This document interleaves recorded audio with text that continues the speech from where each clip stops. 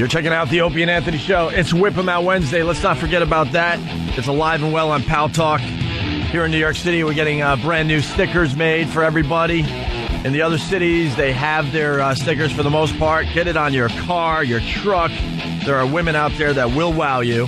Show you a little something if they see the wow stickers, okay? Right. Our phone number, 877-212-O&A. And we got Bill Burr in studio. Hello. And he's very excited because Bret Michaels is coming in about 20, 25 minutes. And you're a big fan of Rock of Love? Oh, great show. Are you a fan because you think it's a great show or because it's kind of like I'm a train fan wreck? because of how they started off the show. Out of all the humiliating things I've seen on reality television, they basically get, it's basically Flavor of Love. So they get 25... Flavor of Love for white guys. Right. For the white audience. They get 25 white whores this time, right? They have them out in the driveway, and, Bret comes up in his yellow motorcycle. They're all going crazy. I can't, hey, Bret, and all that Right stuff, there, right? I think the show is ridiculous that they're going crazy over Bret Michaels. Right. I mean, back in the day, I understand he was with Pam and everybody else, but come on. No, but I mean, come on. if you saw these girls... That's not reality. If you saw these girls, though, they all look like the hottest girl at, Denny's. I mean, retired stripper-looking girls. They're horrific, right? So he pulls up, everybody goes crazy, and then he walks in the house, and his big bouncer guy stands there, and he's looking at him, welcoming them all, and all of a sudden he just starts calling off names. Called off, he picks one girl, then picks another girl. By the time he got to the third girl, I'm saying to my girlfriend, they're going to kick these girls out before they even get in the house. That's exactly what they picked 5 of them, and all the other whores are going like, "How are they not picking me?" Right? They get done picking 5 of these girls, and they're hideous. They look they're just awful looking. They tell the other girls to go in the house, and then they tell those 5 girls, basically, you're too ugly to even get into the house on a horrific reality show. That's great. That was awesome. Did they talk to him later? I'm very disappointed. Well, there was one girl who just, all of them, they all just I'm embarrassed. I came all the way from Iowa. They're just, from horrific states, right? The bus from Oklahoma City was 72 hours just to get to Utah. I deserved more, right? But one girl just refused to leave. Wow. She was just the whore that wouldn't quit, right? So she comes back, and just starts pounding on the door. And then they just had to let her in.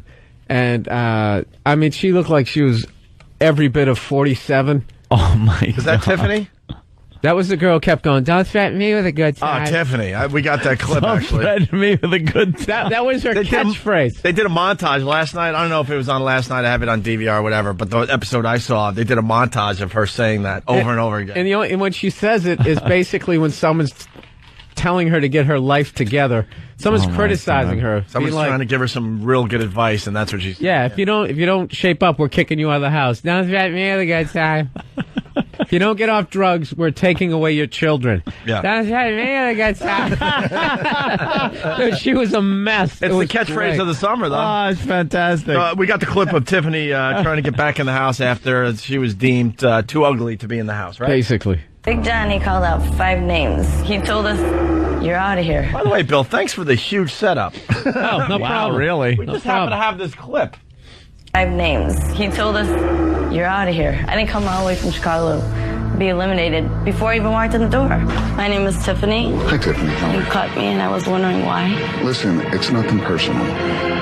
This is physical. If it was up to Bret, he wouldn't have dismissed me. No, Bret, if it was up to Bret, the entire city of LA would be here. But I'm a big fan of his. I had a hat made. I came here all the way from Chicago. There's literally nowhere for you to sleep. I'll sleep on the floor. Please. Please, I'm begging you.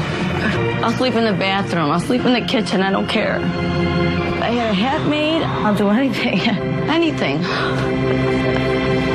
The music bags. He finally said yeah, and I jumped up, hugged him, and I didn't let go. It's meant to be. Oh, man. What did you have made? A hat? Yeah. I can't hear. Tara Reid's older sister. Exactly. Yeah. Oh my God, I'll do anything. I'll sleep in the bathroom, I'll sleep in the kitchen, I'll sleep anywhere. You have to stop smoking crystal meth first. Don't take me a good time. Don't threaten me with a good time. I'm telling you, man, if she did 4 more episodes, she could have sold 1 million of those T-shirts. It was just, it really was going to, like you said, it was going to be the catchphrase of the summer. Oh my God. Well, then she gets let back in the house, and this is what she does immediately. I'm Tiffany. I'm alcoholic. Tiffany, she got completely bombed. I was just sitting back watching, like, holy. Ain't no booty like Southside booty. Ain't bitch no bad enough to step front in my face. I got here this long. I'm not gonna go home now. Bret will keep me around. Just an old drunk broad. You know what? Is that what she is? This is what it's not doing justice. She's like one of those girls who's old, but she's kept herself in shape. Right. So from the neck down, she could be 32, but you look at her face, she's just she's a lizard. He's closer to 50. Yeah. Oh, it's awful. Oh, Jesus. Tammy Faye. Yesterday, you know what?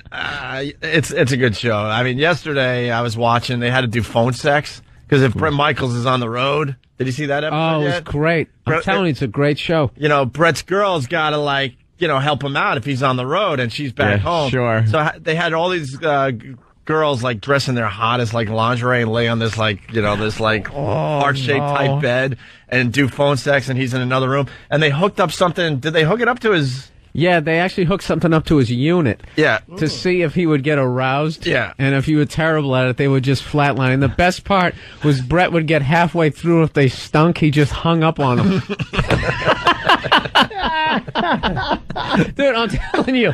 And They got some great bits on this show. One girl great. just started just giving phone sex, and everyone else was horrified, whoa, man, it's just a fun little show we're trying to participate in. And she's like, I'll suck your beep. Her whole segment was beeped out.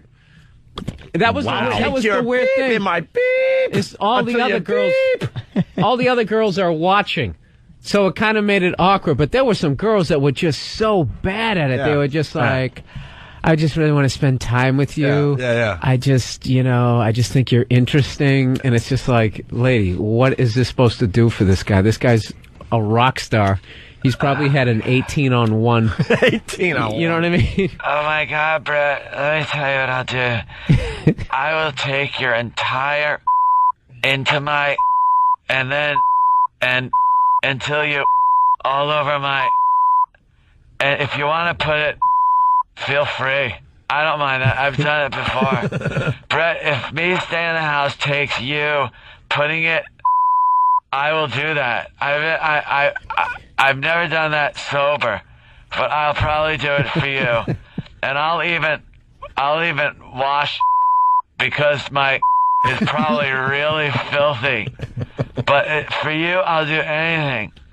I'll let you go from to my, and that's really sick. That's disgusting. A lot of girls won't do that.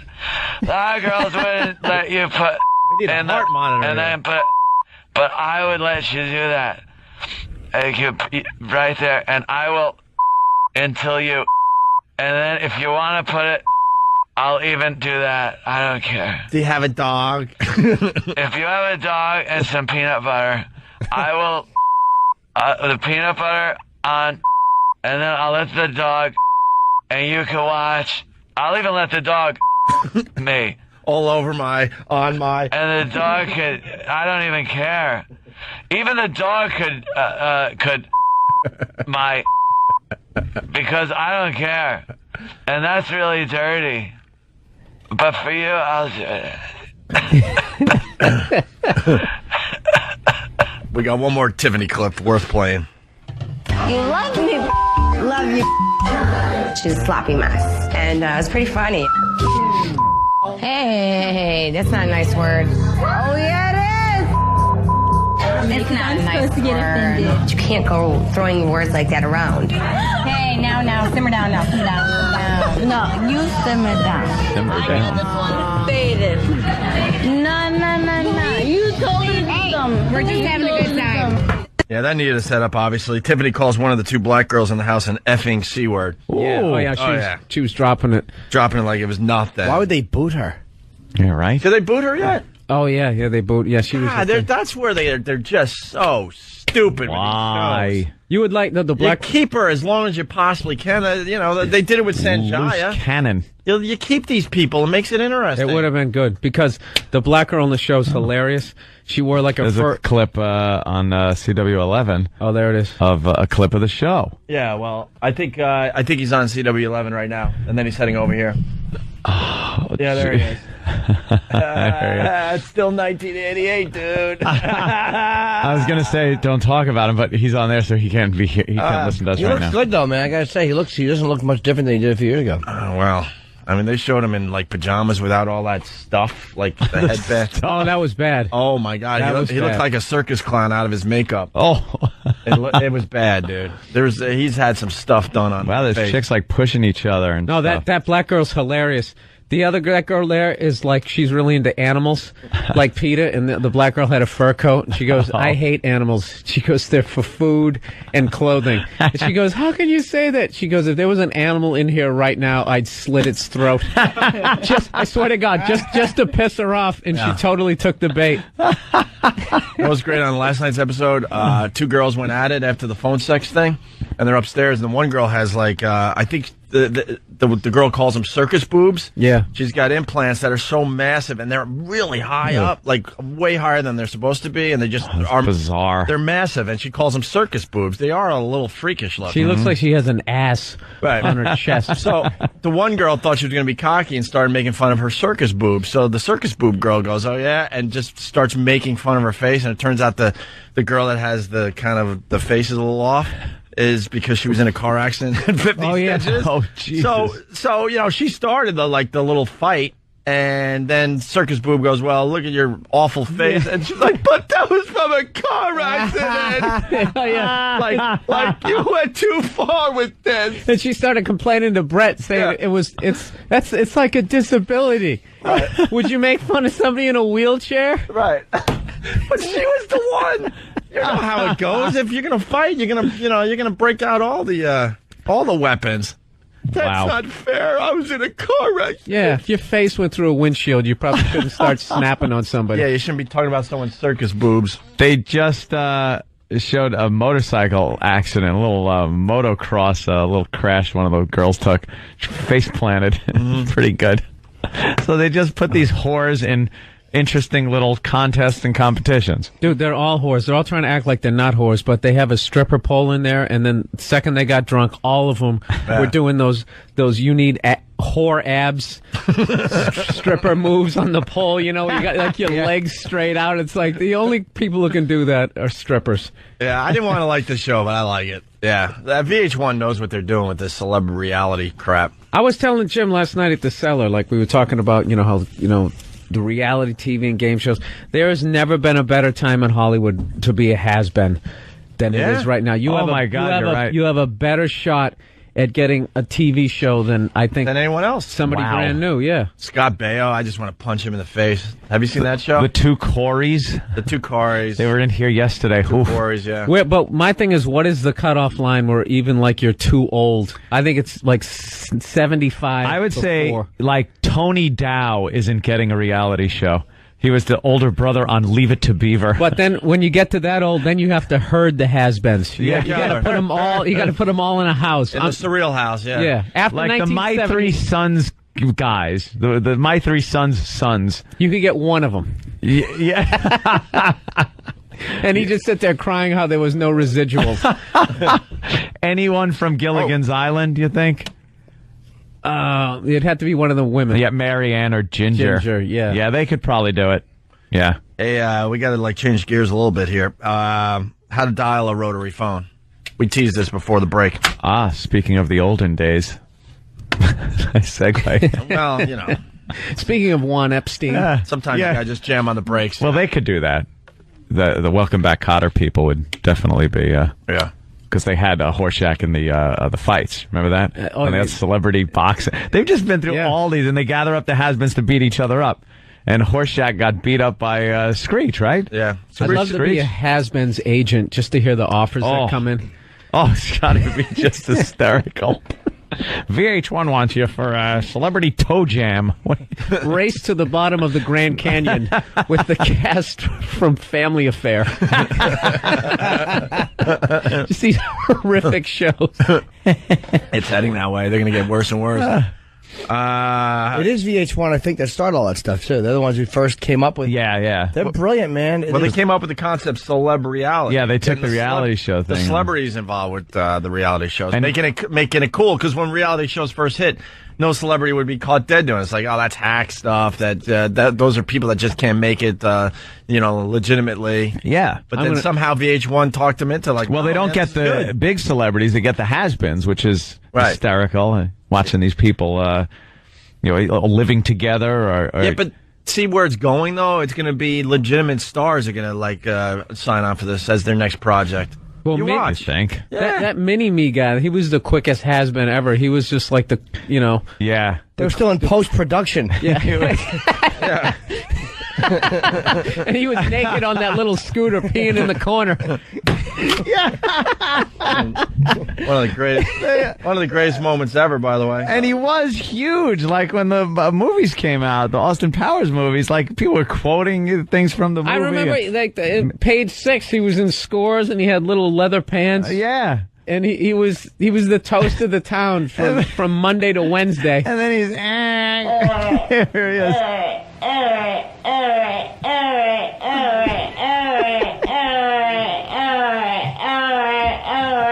Oh my God! How do you make a comeback from that? How can you classify that as a person? No. What about when he started getting going? Yeah, do we have that clip? Do we have all the clips? Yeah, If you're laying there dreaming about a fire, because a fire engine. What a mess! And he was he is big star. Completely, even when he's sleeping, he doesn't even look peaceful. Completely naked on a scooter, gets off and just takes a leak in a closet. And then he was in all the Austin Powers movies. That's great. Hey, so how to dial a rotary phone? Ah, right. Well, everyone around here has got their iPhones. Some people love them, some people hate them. I am a fan of the iPhone. The jury's still Jimmy, out. not a fan. I don't hate it. What I hate is AT&T. I love the technology of the iPhone. I just don't like AT&T. American Telephone and Telegraph. Is that what it's called? Yeah. It's Ma Bell. Oh, cool. You don't like it? I haven't had any trouble. Thank goodness. iPhone sales were disappointing, by the way. Stock dropped to, what, $8 yesterday? What it is, I'm so happy. It's all AT&T. And I heard they almost had a deal with Verizon. And because Apple is notoriously, they put out great stuff, but they're hard to deal with. And they wanted a piece of every phone call made. At first, they only wanted stuff sold in Apple. And AT&T's like, well, you got to give us. We have to be able to sell the phones in our stores. And then they want like 50 cents or whatever for the first minute for every phone call made on the iPhone. There's some kind of a weird concession they want. Phone companies never give up. And Verizon, I think, from what I heard, that was the breaking point. Verizon, like, no. Yeah. And they have the best coverage by far, Verizon, because they have landlines. Dude, I talked to Bob Kelly. His phone, it cuts out all the time. He's the got worst. A $500 phone, and I got to go, Bob, go walk back to where you were. And I got one of those little chick phones that you flip open. Yeah. Verizon, it's way better. I haven't had any trouble. I'm knocking wood, but I haven't had trouble with Signal. I love it. I love the look how futuristic. I had 9 or 10 texts in a row. No, you'll throw it. I know you comedians. Dude, I had 9 or 10 texts in a row yesterday that said error, sending message. Errors, cannot send. It would not send the text. Yeah. I had to move around the house and hold my phone towards the window. Did you sit out all night with like a tent to get it? Dude, it's like holding a ray gun. I got to point it a certain way. See, that's cool. It's futuristic. This is a $600 phone, which I do like. The technology about you scroll your fingers, you open it up, it's brilliant. Yeah. But the fact that Steve Jobs makes things so difficult and they had to go with AT&T, it's like, come on, guys, what are you doing? Yeah. I don't like that exclusive phone company crap with telephones. Yes. They make these deals. You should be able to pick whatever service you want with whatever phone you want. Or whatever. Yeah, because sometimes there's a really good phone and a lousy service. Right. Bastards. Well, we've come a long way, though. We certainly have. There's the seg. So you got the iPhone. Mm-hmm. A mere 50 years ago, they had to teach people how to use a rotary phone. Rotary phone. Because, back in the day, you picked up the phone, you talked to the operator. Right. And then they did away with that, and now you can dial your own numbers. You have to crank that little crank on the side. Operator. And then go, Sarah? Yeah. Sarah, could you connect me to 555? Right. Yeah. Well, here's Murray Hill 6. Yeah. Wisconsin Niner 8. Here they instruct you on how to use your rotary phone. The local news of the week. At midnight Saturday, the telephones in this city will be changed to dial service, and all telephone numbers will be changed. Late this week, new directories will be delivered. This Here is are important. a few important suggestions for the use of your dial telephone. Before calling any number, first secure the number from your new directory. Then remove the receiver and listen for the dial tone. It sounds like this. My God, are you kidding me? Doesn't everything just sound harrowing? Like the Russians are going to attack at any moment? Oh, my goodness. And why can't we, update that? Why are we still using that? We still got it. It's a little different variation, but it's there. But can't it be something else? I didn't understand dial even tone. what he was saying. Secure the number? Secure the number. Does that mean look it up? Yeah. Yeah, first secure the number. Memorize it, or stay away from the apparatus. You do not have the brain intellect to use this new technology. Bill's got the voice down. That's it. Tone. It sounds like this. If you hear it, run. That's right. Your phone's about to explode. The Reds have gotten your phone. The Reds. The Reds are coming. The Reds. Do not discuss the war when you pick up this apparatus. Yes. Loose lips sink ship. Oh, sorry, man. Loose sink ships was my line. Damn you, Bill Burr. If I'd have secured the number earlier, it would have been my line. And listen for the dial tone. It sounds like this. That tone indicates everything is ready for your call. Ooh. With the receiver off the hook, dial the desired number.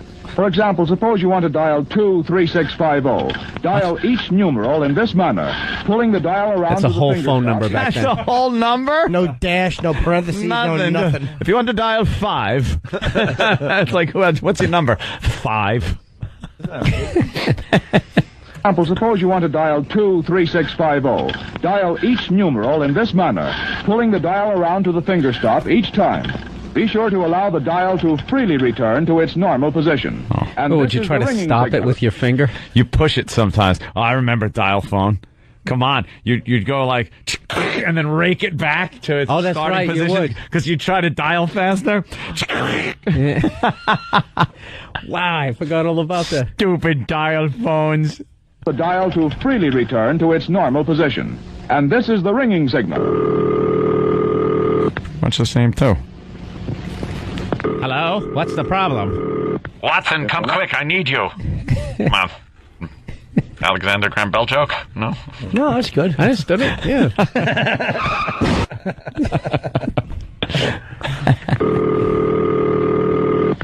If the line is Hello? busy, you'll hear... Do you have 10-pound balls? Well, how do you walk? You could call your local bowling alley. Call a tobacco shop. Do you have Prince Albert in a can? Well, you best let him out. He may suffocate. There can't be much air in there. In that. Hello? Is your refrigerator running? Well, you better catch it. Your food will go bad. Listen to me. You gotta go turkey boy. Yeah. Wait. Get Bret Weir, I said.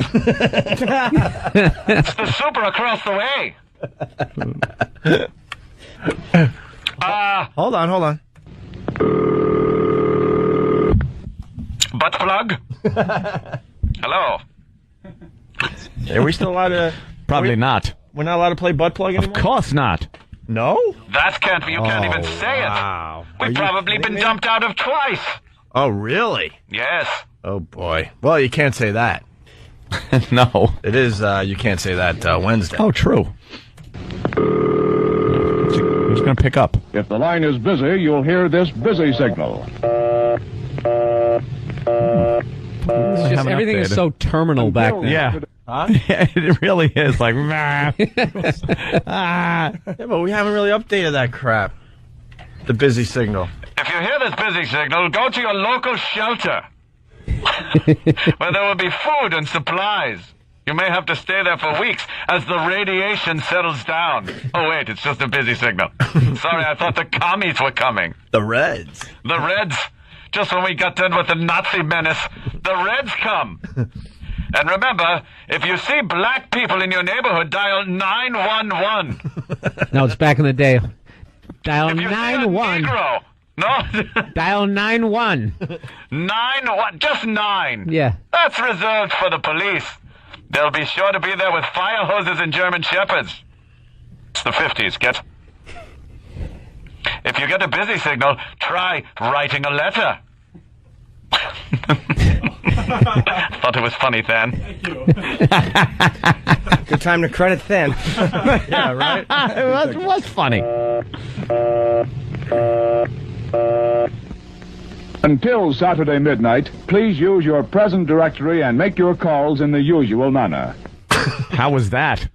Oh, Yelling out the window? We just pick up and the operator did it all. Operator. Hey, number, please. Someone has called me out of my stock info. Didn't we read Apple dropped $8 yesterday? $7. They lost $7 billion in the market. Didn't we? 6%. It dropped, but they're still up to like 100 and... Alex is saying it's been steady at 135 for about 2 weeks already. Tell Alex to shut his face. Dude, they dropped 6% yesterday. Right? The market dumped like a couple hundred points yesterday. Yes, he probably just didn't get the information on his phone. What do you... AT&T. Well, this is going to be boring for most people, but let's find out now. Let's see what... Hold on a minute. Hold on a second here. He's a douche. This is how you turn it on. The Apple iPhone is giving investors something to talk about, and it's not all good. This is how you turn it on. AT&T Wireless, the exclusive wireless service provider in the U.S., the initial debut of the device was nowhere as strong as analysts first predicted. Only 146,000 iPhone subscribers signed on in the first 2 days of the much-hyped debut, a far call from the 500,000 plus number first put out by analysts. Some of the disappointment is being blamed on the iPhone activation process, which was entirely internet-based. A small number of the first buyers couldn't activate their phones until 3 or 4 days after purchase. Can't figure it out. Say the first few days of subscriber sign-ups may not tell the whole picture of the launch's success. For its part, AT&T says demand for the iPhone remains strong since then. More clarity on the debut is expected when Apple releases its quarterly results on Wednesday. Can that be any more boring? What channel is that from? Was that from the BBC or something? NPR? What was that? That was just dull. According to our own Than, it fell $8.81 to $134.89. Yeah. Why does that make me happy? Because you're sick of the hype and the already screaming about how great it's going to be, and you know it's going to be irritating, and dummies like me and him run out and get it. Dummies? I enjoy it. But you're not one of the... I'm waiting for a couple of upgrades, maybe. I'd like you, video. It's more Bobby. Bobby flaunts his technology. Yeah, he's like a little whore. Oh, yeah. Bobby's... So does Voz, but his technology's from like 1997. Just see this? It's a dial phone. Yeah. Do we know if Bonnie had a baby yet? My friend's having a baby. Yeah, what happened? Let's find out next, because we're real late. And hopefully Bret Michaels will make it before we end this side of the show. He's on his way from WB11. It's Opie and Anthony. And Bill Burr. What are you promoting? Yes. Anything, Bill? Absolutely nothing. I was just a fan of Bret Michaels. Great. Hey, that's pretty cool. All right. More with us. Opie and Anthony next. Opie and Anthony with you. Boy. Big thank you to all the women on Pal Talk wowing today. Yeah. Helps us through the show. Growl. We're having fun today. Bill Burr in studio. Still chewing an egg white omelet here. Yeah, he's running late because he just got off TV. Yeah, that's quite true. He should be here any minute. Okay. What the hell is that coming to the Opie and Anthony show? Travis was showing us some of the potential people that are coming in with their oddities. I saw one, and wow. Where's Travis? We got an update on this? The grand prize, by the way, is an iPhone, man. How cool is that? iPhone. How cool is that? Everyone's loving them. Nice. Yeah. Yeah. Oh, that's awesome. Everyone's digging them, man. My cousin's still standing in line for one, man. Is he still they're online? Unbelievable. Yep. Yeah, grand prize an iPhone. Second prize $250. Third prize $100. And you also get diagnosed by some professionals. But our professionals are also going to tell you to go see your regular doctor. We're just trying to do this to kind of Diagnosed for what? Brain cancer from using the new... Dude. From using cell phones. What the hell is that? Basically, if there's something on your body and you're pretty sure it's not supposed to be there, we want to see it. Oh, Christ. We got medical professionals that'll examine your oddity and then point and laugh at you. Yes. First of all, you didn't have to circle. Oh, my God. You Is didn't this have guy to coming circle in? the oddity on this guy. Is this guy coming in? Would you look at that picture and go, what's wrong with this dude? Unless you circle it. Oh, wow. All right, listen. Wow. If you got an oddity, we want you to email Travis. And obviously, people are emailing Travis and sending the pictures of the oddity in. It's Travis at FoundryMusic.com. That's FOUNDRY music.com. FoundryMusic.com. Travis at FoundryMusic.com. And we're doing it a week from tomorrow, I do believe. What are we looking at? We're looking at somebody with a nose that's made out of Play-Doh. And somebody pinched one of his nostrils. Wow, that's How do something. you describe that, Andy? He has a pinky sticking out of the left side of his nose. Pinky toe. Yeah, he just itches his face constantly. It basically looks like, I'm onto it. Okay, you take your pinky and you go to pick your nose, and then someone chops off the pinky right at the second knuckle down, and just leaves the pinky there. And rips out the And then the other part of the pinky decides to start growing back into your face. It made it sound like something's wrong with his hands. Huh? You made it sound like something's wrong with his hands. No, this is the pinky picking the nose, and then the pinky stays there for the most part. His hey, can we put nostril. these pictures up on the website for the... All right. His nose is kind of smeared across his cheek. And this guy doesn't know what this is? What? This little piggy. Yeah, this little piggy. He's got an extra piggy on his nostril. It looks like a little toe. It's definitely a little toe growing out of the side of his nose by his nostril. Okay. Well, he's in. Acid trip face. Yeah. And then we have... Funhouse mirror face. Then we have this guy. Where Travis had to circle the oddity here. It's Jason. Yeah, what'd you think we were going to think it was, Travis? The shirt? Yeah. Well, the shirt's an oddity, yes. The guy, first of all... Unless you live in Seattle in the year 1991... He's got a shaved head, which is probably very difficult to do when you have what looks to be, I don't even know what that is, some type of bump growing out of the top of your head. What was that Star Trek movie where they put those worms in the helmets and it crawled in the person's ear? Oh, Captain, they put creatures in our bodies. Yeah. Oh, well, I can't help you there. That's what's on top of his Where'd head. they put him? He never says in his ear. In our ears. In your ears? In our ears. I saw him bomb up in Montreal this weekend. Who, Shatner? Yeah. Really? Yeah, he was hosting the gala, and it wasn't his fault. They gave him like this sketch to do about Harry Potter, and he was mocking how big the book was, and he was supposed to open up this thing that the book was in. It was supposed to be an explosion with smoke, and nothing was happening. Oh, that was great. Oh, that's good. Yeah. Did he address it? Yeah, he covered it the best he could. And I was standing. It was one of those stupid where you had to walk down 58 stairs to walk up to the microphone because it's television. Yeah. Rather than just having you step out behind a curtain, they had you walk down these Miss America like you just won the crown. Oh, God. Because it's television. Yeah. Why is that? You gotta walk down 800 steps. Dude, it was one of those moments I was sitting there backstage. First of all, I'm trying to figure out what I'm going to do that just doesn't just have the F word 58 times in the joke. And I'm listening to Shatner bombing, and then I have to walk down 58 stairs. Oh, yeah. Hey, you got some life going on there, Mr. Burr. No kidding. Getting back to what the hell is Adventures. that? We got a webpage to give out. If you want to see this nose oddity where it looks like the pinky's still attached to the nostril and part of its kind of cheek, the page is thebestpageintheuniverse.net. The best page in the universe.net to see this oddity. And this guy's definitely coming in? Where's he from? Is that him? It's his page? Or is it just... I don't know. Because it could be just people sending in pictures. You mean this might not be a contestant? Oh. Have you talked to him, Travis? No, I have not. Oh, then it's not him. boy. What Big about disappointment for the everybody. guy with the bump on his head? Yeah, I've got his phone number. Oh, you're All right, talking. so he's coming in. What about Bunion nose? No, we don't. No bunion nose. It's just somebody sent one in. Those are the only ones. No firecracker face? You know, Shoved a cherry bomb up his nose and lit it. All right. Well, we're hoping this contest is going to He's be the urban myth guy.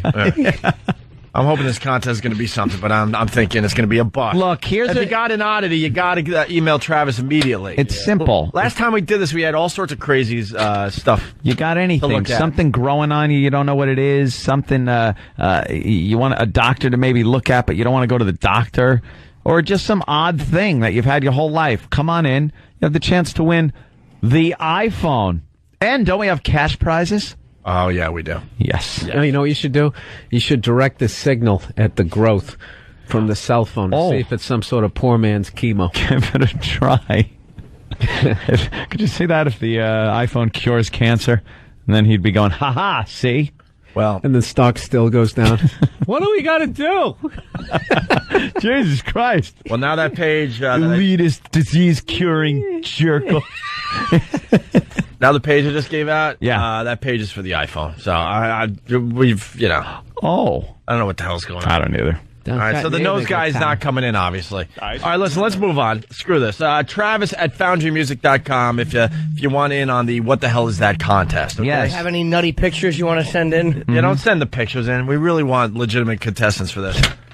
All right? Yeah, we need people. I really thought... Calm down. I'm so disappointed. I thought Nose Guy was, definitely happening. I wanted to bite it. I wanted to bite that thing off his face. His nibble. I would have sunk my teeth into it.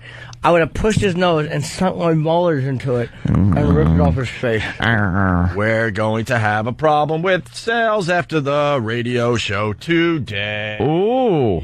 Why? Fezzy, we love you. Hello, boys. Hi, Fez. Fez was told to call to promote an appearance he's doing with our own E-Rock. Yes. But Sales never told us about this. That's wonderful. First of all, I want to see Nose Guy really bad, but how will we recognize him when he gets there? He'll be the one everybody's going yuck when he walks by. Yeah, he'll be the only one who is not tearing in his eyes. Yeah, oh. Hey, Fez, you do realize that are you and Ron both going, or is it just you? It'll be the Ron and Fez show. Here's the thing. It's VIP Club, an adult entertainment club. Yeah. And as buxom as E-Rock is, and as perfect as he is to host this gig, it really does need a hostile takeover by the Ron and Fez show. You do realize that you guys were only brought on board because no one would go to see Eric. Yeah. Especially they are using you to fill up the VIP Gentlemen's Club. Well, it's exotic dancers and stuff, and who knows more about the poon than Fez Watley, boys? Well, yeah. I love the ladies. Well, do you? Do you really? Fez, have you ever gotten a lap dance? Yes, actually. From a girl? And then, and threw up immediately afterwards. Must have been something you ate. It really was. I think like a flu was coming on or something. Yeah. So Ron and Fez with E-Rock, our own E-Rock, this Friday night at VIP Gentlemen's Club from 10 to midnight. And VIP is located at 20 West 20th Street. That's very easy here in New York City. Oh, I may go see you there. Friday night, 10 o'clock. E-Rock, you're going to be taken to the pole over there like you did this morning on our show? Yeah, that was impressive. Maybe take your shirt off, your pants, and do a little spin on the pole? Might need a few lessons before that. Hey, Fezzy. Good improv. For pasties. Yeah. Hey, Fezzy. Yeah. We got a stripper pole in studio, our PD Tracy. Really? I thought that was Travis. She gave us a stripper pole. We tried it out with E-Rock this morning. But I'm thinking that you might have to come by tomorrow and do a little spin or two on the stripper pole to promote your big appearance at VIP Gentlemen's Club with Ron, Andy Walker, and E-Rock. Yeah. All right, sure, anything. So you just surprise us tomorrow with some kind of outfit. You do a couple spins on the pole, and then we promote the big gig for you guys. Sounds good. You know me. I've been known to go around a pole or two. Yeah, well. He's a fake. Hey, we don't know that. Tony Soprano. We don't know that. Yeah, I'm not the one who showed up to see Bret Michaels. Oh, hey. I think something's going on. Looks like we're all going to be disappointed, too. Is he showing? He'll show. He was supposed to be on this side, though. And he might be on the other side. Yeah. Could be on there. It happens. What can I tell you? All right, Fezzi, there you go. Big appearance for you guys this Friday. All right, hostile takeover of the VIP Club this Friday. Let the rumors begin, by the way, because what are you doing calling us over here? Oh, well, I just thought this was the appropriate place. Huh. Interesting. Let the rumors begin, And boys. the rumor is out of the gate, and it takes an early lead. Here it is. Run with it. Why would this station have Ron and Fez, who don't even work for this station, doing an appearance at a That'd be strip ridiculous. club? I was thinking the same thing. It's What like, the why? hell's going on?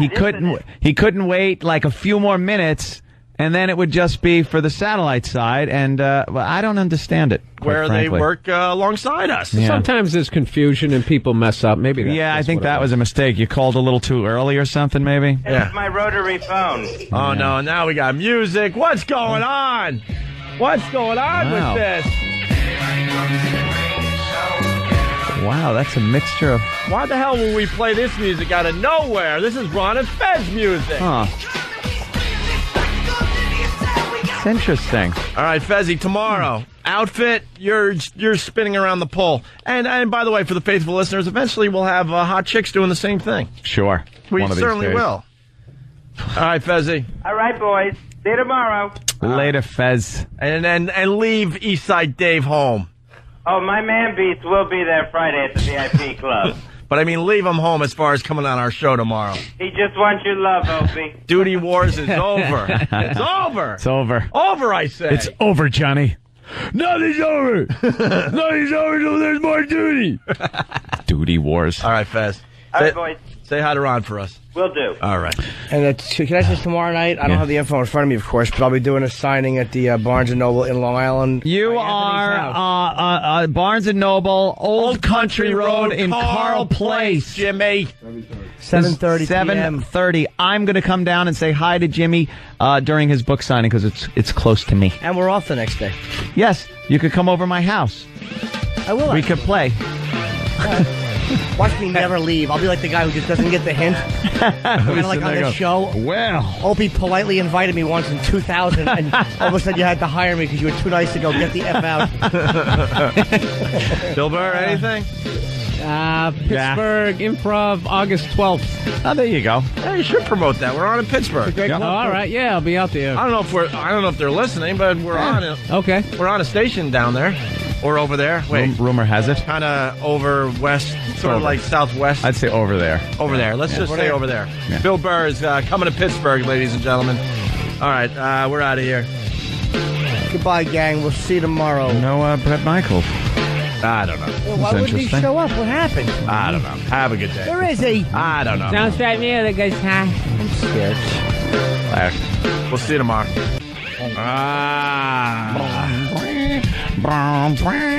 All right, we're back with the Opie and Anthony Show on XM Satellite Radio. Yeah, we're on the XM. We got Bill Burr in studio. He came in because he's a big fan of Rock of Love, right? With Bret Michaels. I was actually, I was talking to Danny on the internet, emailing him. Like a future guy. Oh, yeah, no, we had little video cameras. He was taking his hat off. What year is this? The year 3000? Wow. You guys are amazing. There he is. Yeah, I was just saying I was watching the show, man. What's up, man? Hey, Bret Michaels. Yes, Bret. How you doing, man? Good. What's up, Bret? How are you, man? All right. Let me get over here and just say hello. What's up, man? How are you, man? Bill Burr. Bill, how you doing? Hey, Bret, I got to tell you, when I saw like the promos for Rock of Love, I'm like, I don't know. And then I saw it. I'm completely hooked. Are you hooked? Yeah. When I saw the promo, I was like, I don't know. Right. I was thinking the same thing. Because, you know... IDs or no, does it matter? Uh-huh. You guys don't care. No, you don't need to have... No, don't worry about it. No, because I was thinking Flavor of Love. Right, and I'm like, how do you do the Flavor of Love show again? Right, you know, because that was huge for everybody. And it's kind of sort of like a white version of that, but... you're doing your own thing with this show. Yeah, I think the show, it's a weird thing because I've never, in all my years of partying and bizarre things and being on the road, I've never done anything this weird. Because when they say they're filming you 24/7, you're thinking, well, I get up in the morning. I'm diabetic, right? I just had a moment coming over here. I'm having a low blood sugar. I'm like, I need to fix this in the traffic because of the big burst. The crater in the street. Asbestos is fine. I'm going. Gotta love New York, right? Yeah, my dad is. It wouldn't be New York if we didn't have this stuff going on. But when I went in to do this, I got to be honest. I thought, man, 24/7. I'm pretty sure it's not going to be like that. But they literally, besides going to the bathroom, film everything you do. And I'm a pretty independent guy. I'm not a big posse guy. There's not like in 80 agents don't tell me where to go, and I just do my thing. Right. And I got to be honest with you, it was the first day I pulled in there, they picked me up. VH1's pretty open about shooting stuff. It's not, I know you guys were having a debate the other day with the, I want to say the Corys about whether it's scripted or not. Yeah. Well, no. Let me. This is what's screwing up reality TV. We'll say it again, and I don't think it's really going on with your show. They've decided that they need to script reality shows. Right. And they did it with the Hogan family, and that's why I don't watch the Hogan family. Scott Baio's why show, I stopped watching it. Because you could tell. And then the two Corys, I wanted to like the show, and I told them, and we said on the air, they're scripting actual shows instead of, because they don't want to invest the time of having the cameras, like you just said, 24 hours a day for a long period of time so you can finally capture the good stuff. So they're trying to get the good stuff by writing material for these guys. It's wrecking reality shows. And here's what, and let me go into this completely. When they first asked me to do this, I said to them, guys, first of all, I was being funny. I go, my acting skills are limited. So scripting me to be like, you are beautiful. Now let's argue at the jacuzzi. Yeah. The jacuzzi argument's so phony because you're watching, let's call it straight. You're watching The Bachelor. These girls don't know this guy, and I don't care what anyone says, but you go into reality TV, you cannot tell me that they fell in love the first fucking night. Exactly. I mean, they all love this guy. No one's met him, and now they're punching each other in the face at the jacuzzi. I'm like, man, I've been trying to rock star it for 20 years. I use the term trying, ups and downs, right? And I go, they don't fight that. They don't cat fight every single second that we're. So what happened with VH1 in this show is I went in and I said, guys, can I just do this? Because originally they only bought 6 episodes. That's all they were doing with me because they wasn't sure how the white guy was going to fly after Flavor of Love. I knew what they were saying. I said, I'll tell you what. As long as you don't script it and you let me come in, let me ride my Harley in. I don't want to shoot this at my ranch. Let's tell them this isn't my house. It's not my house. Anyone that saw Cribs knows I don't live in this house. Right. You know what I mean? And that wasn't... Is that an actual house? Is it a set? Here's what it is. It's a guy. It was a porn director. Not a porn star, but a porn director from the 60s. It's the most god-awful, ugly house I've ever been in. We walked in, it stinks of pool, like bad chlorine in the jacuzzi. I went to step in the jacuzzi. I'm like, we're going to have a bad argument. This jacuzzi, it's going to be fake. Everyone's going to hate it. We never got to the jacuzzi except to fall in it. Yeah. I walked in, the jacuzzi's about 11 feet deep. Like, if you go to go under, you're like, and you're under, you're like down at the bottom swimming. It's like a bad movie. And it's horribly designed, that house, but great house to party in and do reality. Anyway, going back to your, talking about reality, I watch all these shows and they're so scripted, and I know the world knows it. With this, they just busted loose. I mean, how many girls go out, ride dirt bikes, get hurt, play lingerie mud football, which never ended up in lingerie. They just had shorts and full contact. The girl breaks her ankle. I mean, they get tattoos. Her first tattoo ever is my name on her neck. I said, you could get booted off, and may have, but the face plant I saw, you were just over on Channel 11 over here in New York. Yes, yeah. And we were watching some of the clips, and that face plant that chick takes off of that dirt bike is hysterical. And she endos. There's more that they God. There's one that goes up in the air, and I said, I've been riding a long time, and I'm still don't got it down. And the girl's like, don't tell me how to ride. I can go fast. She took off, hit the thing, endoed, flipped. It was... Yeah, she hit it like a whoop-de-doo. If you're going straight, that's fine. She might be able to go from point A to point B. But I could could see before she even hit that thing, it was over, man. You knew it was She a starts, disaster. she can't, the handlebars are going, and she face plants. It's stunning. Yes, it is.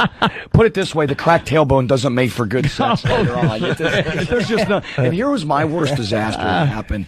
One of the prettiest girls on the show. We play football, right? We go out and they wet the field in the mud. Now, mud looks cool when you're doing those dives in slow mo. Yeah. But when you're running in the mud, it sucks because you can't get going. Right? You get stuck. We fell about 60 times. And when we were done, we had pulled every muscle. So the girl that wins the date can't move her legs. She's like this.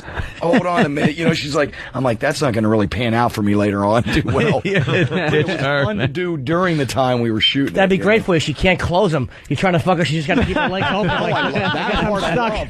But she didn't go that way. She went this way. Now it was really fun. Oh, you couldn't open them. It was like a chicken wing. I got chicken winged and mermaid. When a girl mermaids, when they mermaid you on the date, you're screwed. When it goes tight. Oh, that's beautiful. She mermaided me, dude. She mermaided me. I got screwed, and not literally. Hey, who came up with the concept? Like, I thought that was the greatest beginning, as far as how you had all the girls out in the driveway, and then you had your security person weed out the horrific ones that they could not even go into the house. They didn't tell me they did that because I don't know if they showed this on the first episode, but because I'm seeing bits and pieces of the first episode because we're on the road, right? And here's what kind of pissed me off with John, and I was being funny when I said it. I didn't get to meet all 25. And like when I pulled in, I know I may not be the fastest, but I'm pretty sure there's 25 girls. I pulled in, I'm like, okay, they all look decent to me. They all look like we're gonna have a good time. I get into the house and I'm looking around and I was shooting pictures and I'm like, okay, 19, 20, maybe 21. I'm like, there's not 25 girls, so I figured a couple of them are out by the pool or doing something. Oh, I thought you were giving the ages because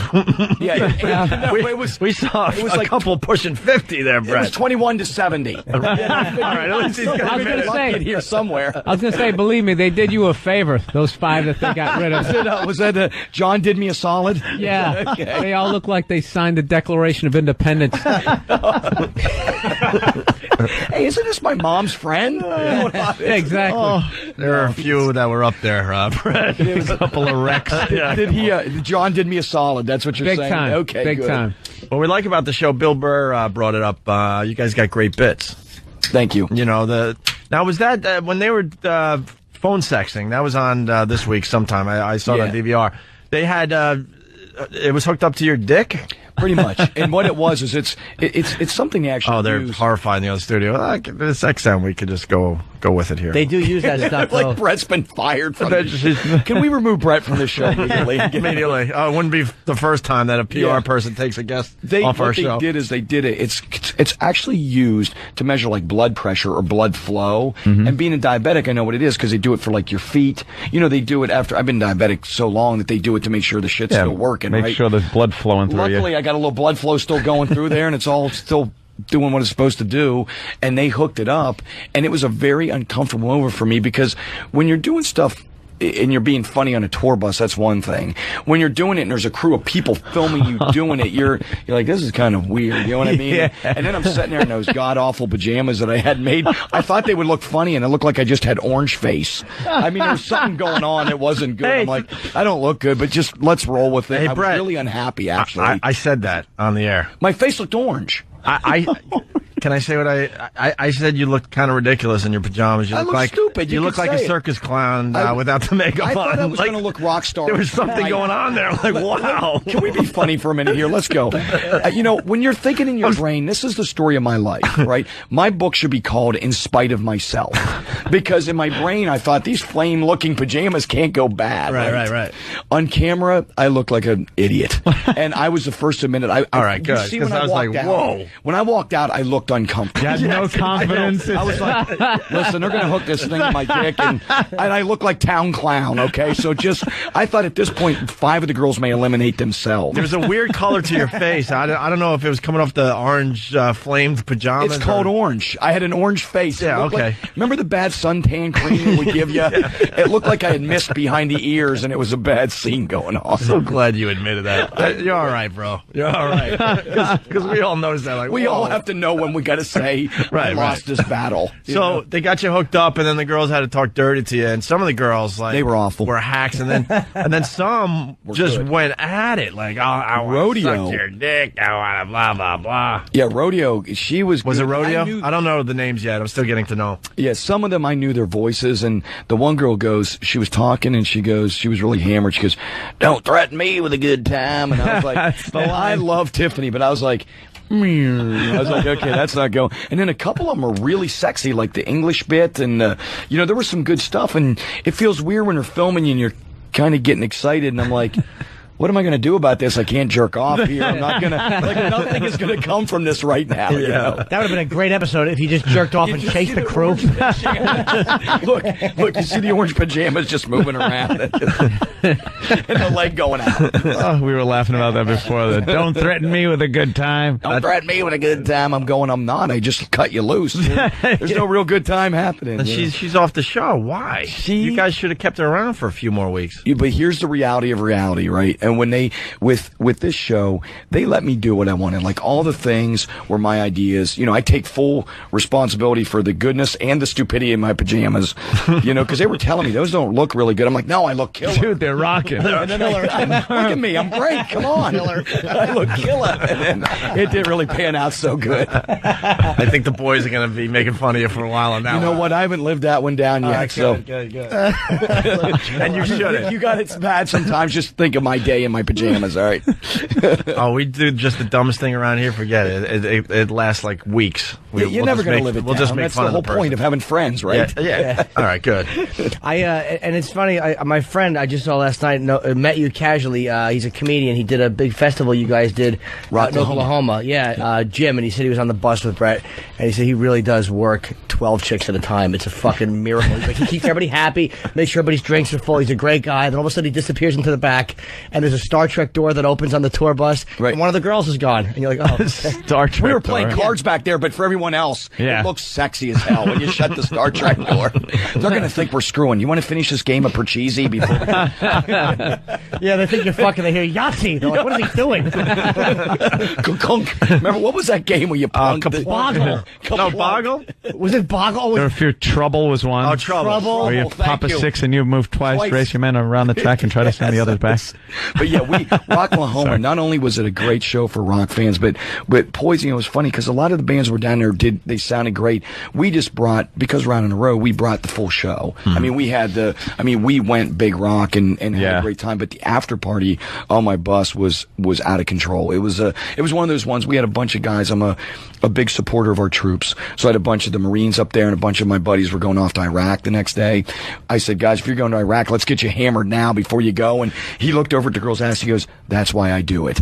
Right there. He goes, that's why we do it. I go, right hoorah. there. And then he, So you could stay here and fuck them? That's why they are heroes. That's why he did it. God damn. I love What our a selfless person. Really? Seems like a lot of the great rock from the 80s and stuff like that, like all the bands are touring again, man. It seems like everybody's going out and making money again. It's cool to see. Well, we've been fortunate with our band, I want to say this. We've been lucky because we've had really loyal fans, and even through, and I used, John Bon Jovi and Def Leppard, and a few of us that have stayed at the top of the game through any genre. You have a couple that sort of stay there and kind of stay in the arenas and play. And fortunately, I just want to say this for all the bands that came out in the the 80s, late 80s, early 90s. The really good. As much as we took a beating, and we can openly say critically and all around, all of us were players. Like, all of us could, you went in and listened to a band, whether they stayed huge or not.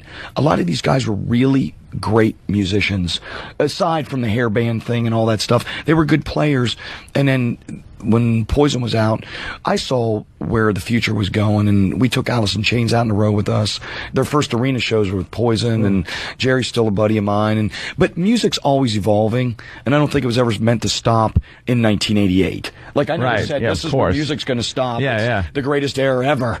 I was just like... You guys all made the best of it, I'll tell you that, because there's been no era in rock that was full of such excess and such people that wanted to be rock stars. When you watched these bands, all you thought was, I want to be a fucking rock star. Look at what these guys are doing. Right. It was nothing. The videos were all this backstage chicks drinking. It was just, it looked like horrible, a good just horrible. goddamn time. Yeah, It looked awful, man. Like, what I a can't have any of this horrible going thing on. that was happening. God forbid, I can't believe we're having a good time at this backstage festivity. Yeah, it just always looked like, Jesus Christ, that's what everybody wants to Girls be. going to the is a shows rock in their star. lingerie. Yeah, they just, and then as time goes by, well, now time went by. You hit the 90s, a lot of the grunge stuff, and some of the bands still tried to tour in these places, and it just didn't work. I remember once, and I'll never forget it, seeing I think it was Warrant in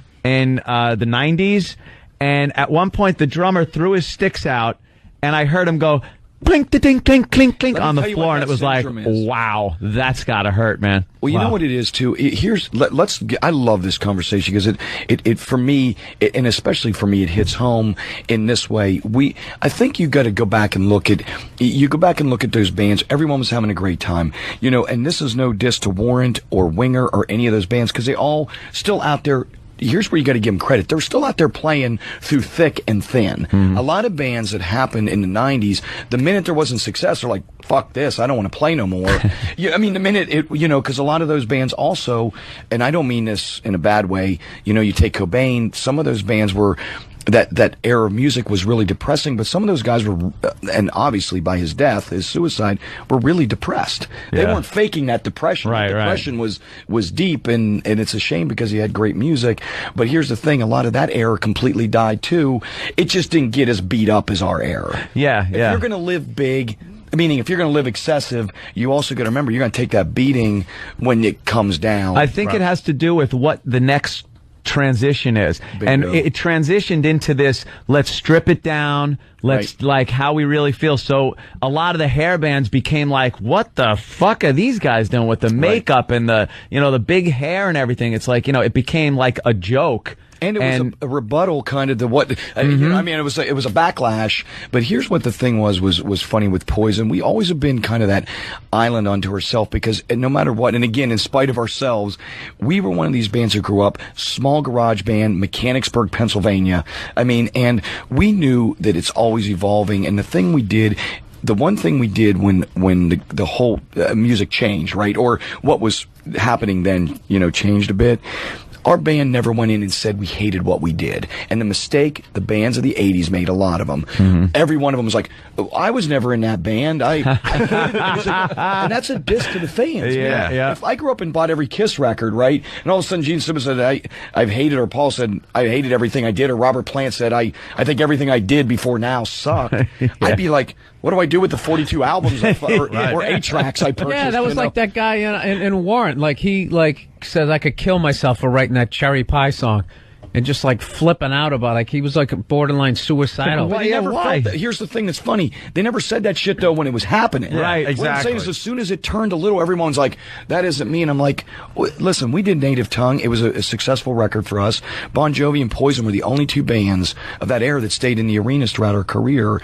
But because both of us said, hey, I wrote this, I admit my hair did look a little ridiculous. But at the same time, I lived and loved what I was doing. No, Bret, know what happened? You guys had more going on as a band though, because I was a DJ, in the 80s, and what happened was these hair bands, like the first group had major talent, and then everyone else said, wow, this is my in the music business, so everyone did the hair band sound, and then everyone had to have a power ballad, and then what happens, it gets watered down. Absolutely. And then, like, they forget that Poison is bigger than this genre, and you get kind of thrown away with everybody. Absolutely. And that's exactly what happened with the hair bands, because I saw it coming. I'm like, when the power ballad first hit, it was like, wow, this is a cool concept. A rock band actually really slowing it down, and everyone getting their lighters out and stuff. Right. But then every band that came out in that 5-year period had to have the power ballad. They made a formula. Right. It was a formula. There you go. Talking about like Rock of Love, and what happened with Every Rose for us, like we took and we mix it up a little bit, because Poison, it's funny, each member, like CC's from Brooklyn, New York, so we love CC, by the way. He is awesome. He's done our show many times over the years. Yeah, and he does that CBGB. You know, he's very the Ramones-y kind of. Yeah. And then I come in and I sort of bring a little bit of, I want to say, the Skinner, Zeppelin. I'm a classic rock, you know what I mean, mixed with some, my dad was a big country fan, so I grew up with a lot of that Americana feel. And then the other guys bring in, Ricky likes that Bowie kind of feel, and each of us adds an element. But when every rose hit, you nailed it. When every rose hit, including Capitol Records, nobody thought that song would be a success.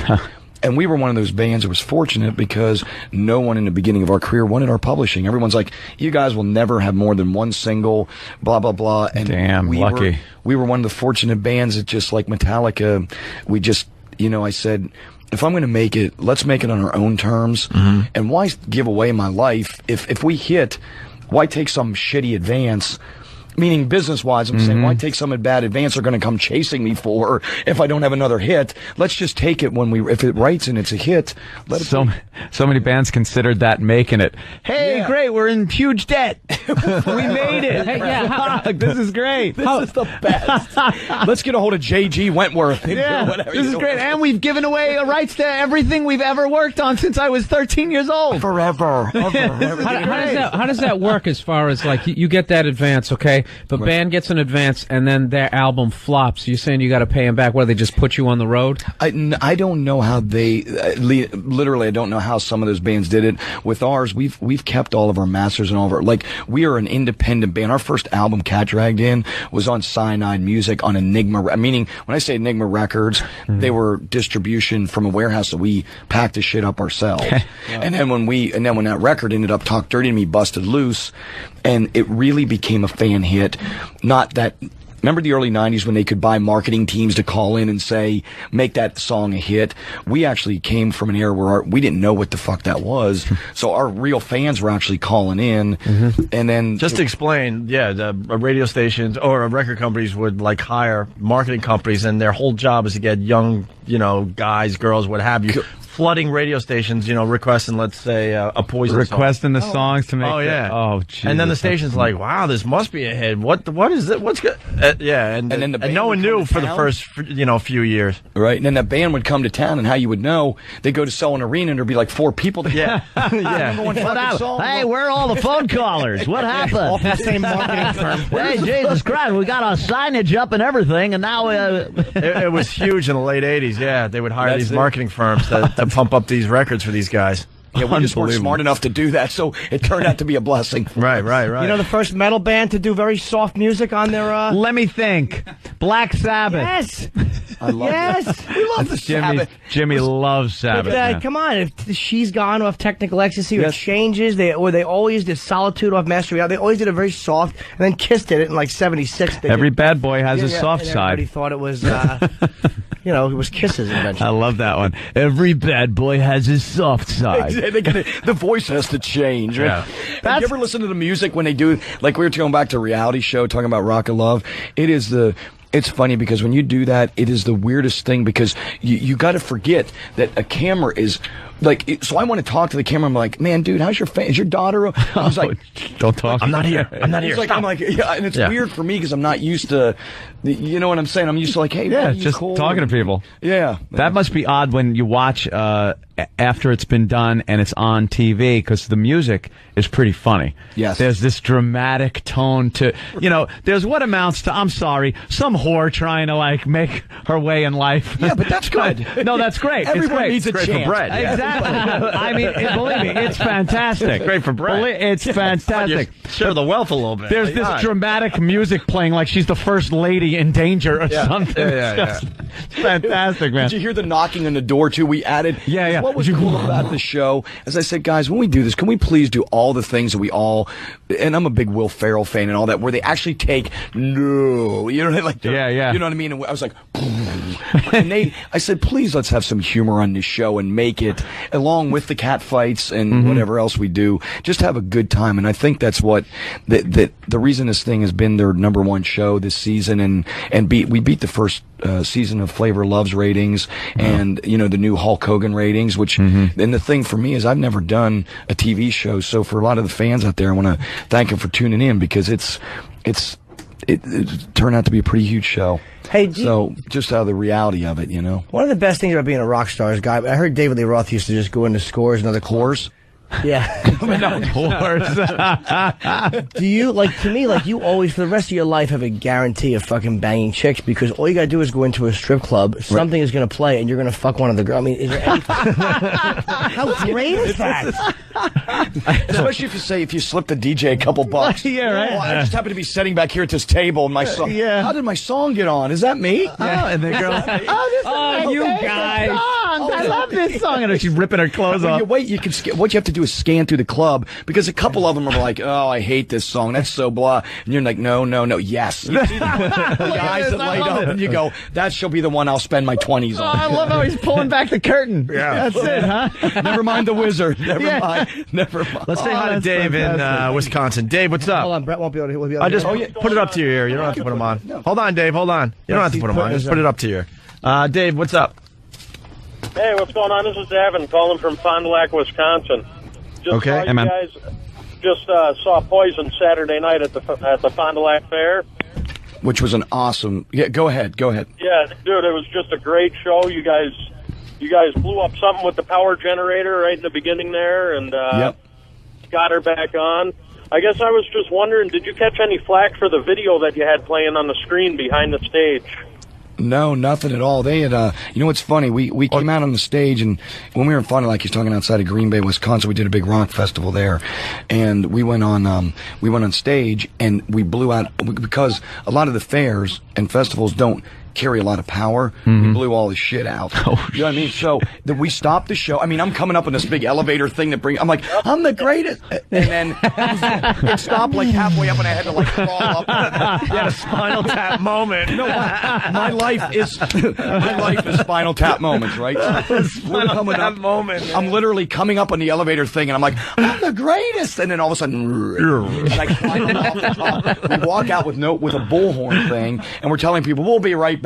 They broke the attendance record there. It was the biggest crowd they'd ever seen there, ever. And I'm like, we'll be right back. And remember, get a sandwich, grab a beer, you know, and then we came back out and restarted the entire show. How do you get the momentum going again? You just come back out. I got in the mic. I said, we're sorry. Here we go. Take two. At least you know the music's real. You know, all the instruments you know. I said, the place was actually loved it better, that we didn't get all pissed off and busted. We're like, shit happens. Shit happens. This guy's talking about a video of a naked woman, though. Yeah, that was playing. You didn't get in trouble for that? No, we have a couple screens that we shoot. We have some big screen stuff that's behind us, and there's a girl dancing around, like a stripper dancing around on one of the songs. If we did, I sure didn't hear about it. Hey, give us another Spinal Tap moment. Oh my God, you gotta have a million. Did you have time? Give us another good one. We love asking you guys for your Spinal Tap moment. Here's one of my finest ever Spinal Tap moments. Now, can I go back to the club days, club days? Sure. We were playing a place called the Pine Grove Inn in Pine Grove, Pennsylvania. I'd have to read the set list, and it would say, you got another thing coming, Judas Priest, Living After Midnight, and then announce 2-for-1 nickel tuggers, and to nickel drafts, and then I would have to say, shake your hiney at the piney. Here's our next song. This is no lie. Our dressing room, I have this on video to prove it on Betamax. We would have to dress people would have to walk past us, all four of them, to get to the bathroom. You took a shit beside the stage. I would have to change into my spandex. I'm like, hey, how you doing, buddy? I'm putting my furry leg warmers on because I wanted to give them a show. I always wanted to give them a show. But then Texas Jam. Let's cut a little to the future. 87. We're playing Texas Stadium. 83,000 people. Wow. I'm walking to the stage with Paul Stanley on my left, Steven Tyler on my right. They're giving me advice. I'm about to crap myself because I'm so nervous. I get up on the stage, and we had another Spinal Tap moment. The mic didn't work. I'm like, Texas, you... Right. And then we went to the chord, which, left me about 2 inches of room to move, right? We're filming the I Won't Forget You video. Paul Stanley comes out. He plays Strutter with us on stage. Place goes nuts. I go backstage afterwards. I go to jump. Now, in my mind, I live out a lot of my childhood fantasies of what rock is. Because you want to live it out, right? Sure. I'm like, I got 2 beers, and I went, and then this girl named Jerry Miller from Metal Edge was shooting a big, pictorial thing in Rolling Stone backstage. I dive into the fountain, which looks mighty deep. It's a facade. The fountain's about 2 inches deep. I'm like, I'm not great. One of those. I threw the rock horns, dove in and landed, and I busted my fucking tailbone. And the rest of the day, I'm like walking around with, bad hair, leg warmers, and spandex soaked, and it was a good time. But we went. Here was my best lesson. Can I get serious now? Yeah. Hold on, I'm gonna get serious. I won't put you to sleep though. My best lesson ever. We drove out of there that night. 83,000. This rocked. Life was good.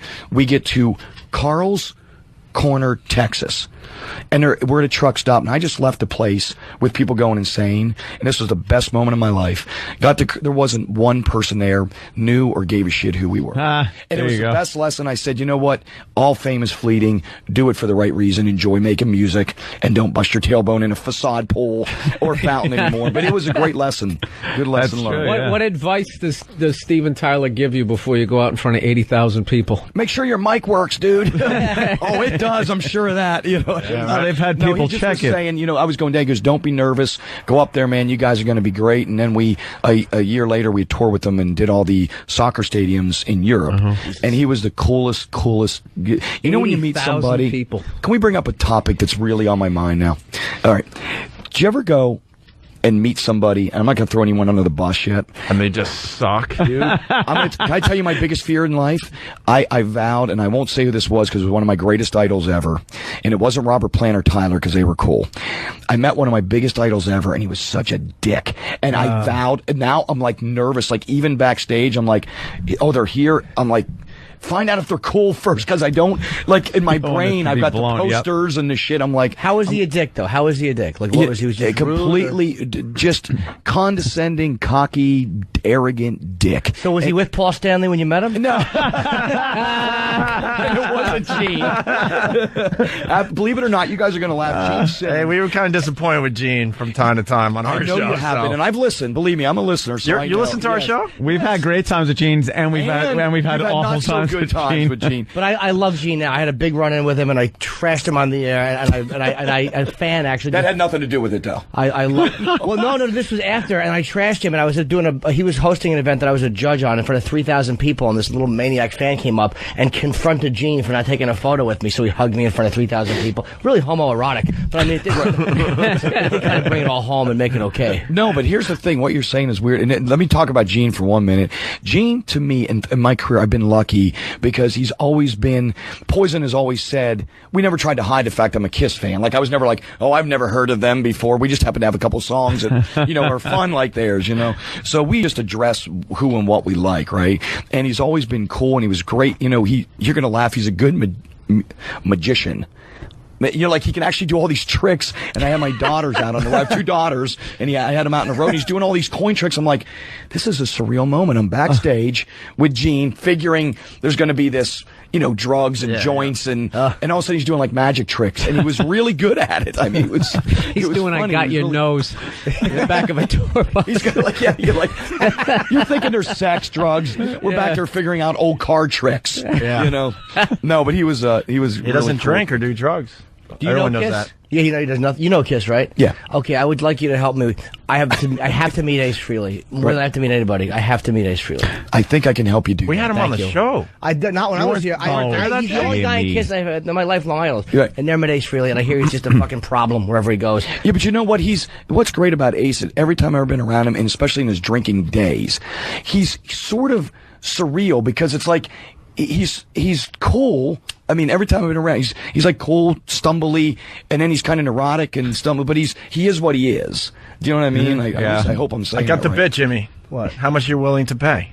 We'll put the word out. Bring us Ace Frehley, and we pay the listener. Okay, I'll pay whatever you ask.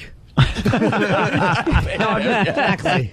I'm thinking it could be a good little bit, though. Someone will. All right, bring us Ace Frehley. Bring us Ace Frehley, and we'll take care of you. We'll figure it out. I'm serious. He's the only guy. Can I get in on that? I haven't met. Can I No, get in? because you know what to ask for. You'll ask for a lot of cash. I don't fuck with arena money, guys. I'm going to need a non-recoupable deal. How long were you guys like fucking around in the clubs? In the day? Yeah. We started out probably, put it this way, my dad drove me to most of my early gigs. So I was about 15 when I played rhythm guitar in a band, and then quickly realized that the singer got all the ass.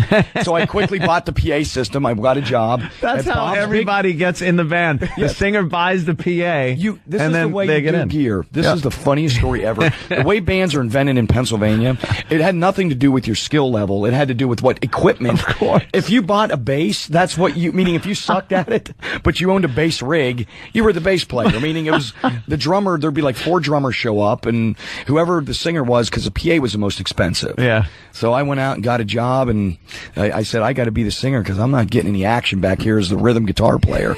So it's... I remember stealing people's like floodlights from their driveways for the light show and stuff, and you're just there at home drinking some beer, soldering stuff together for your light show. If you gave me a soldering iron and some old spotlights, I could build you one right here. I know how to do it. That's it, man.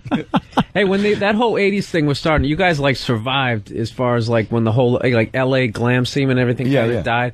What were the rest of the bands doing? Like some of the bands like not handle it so well. I mean, there must have been like when like stand up goes through a dip where.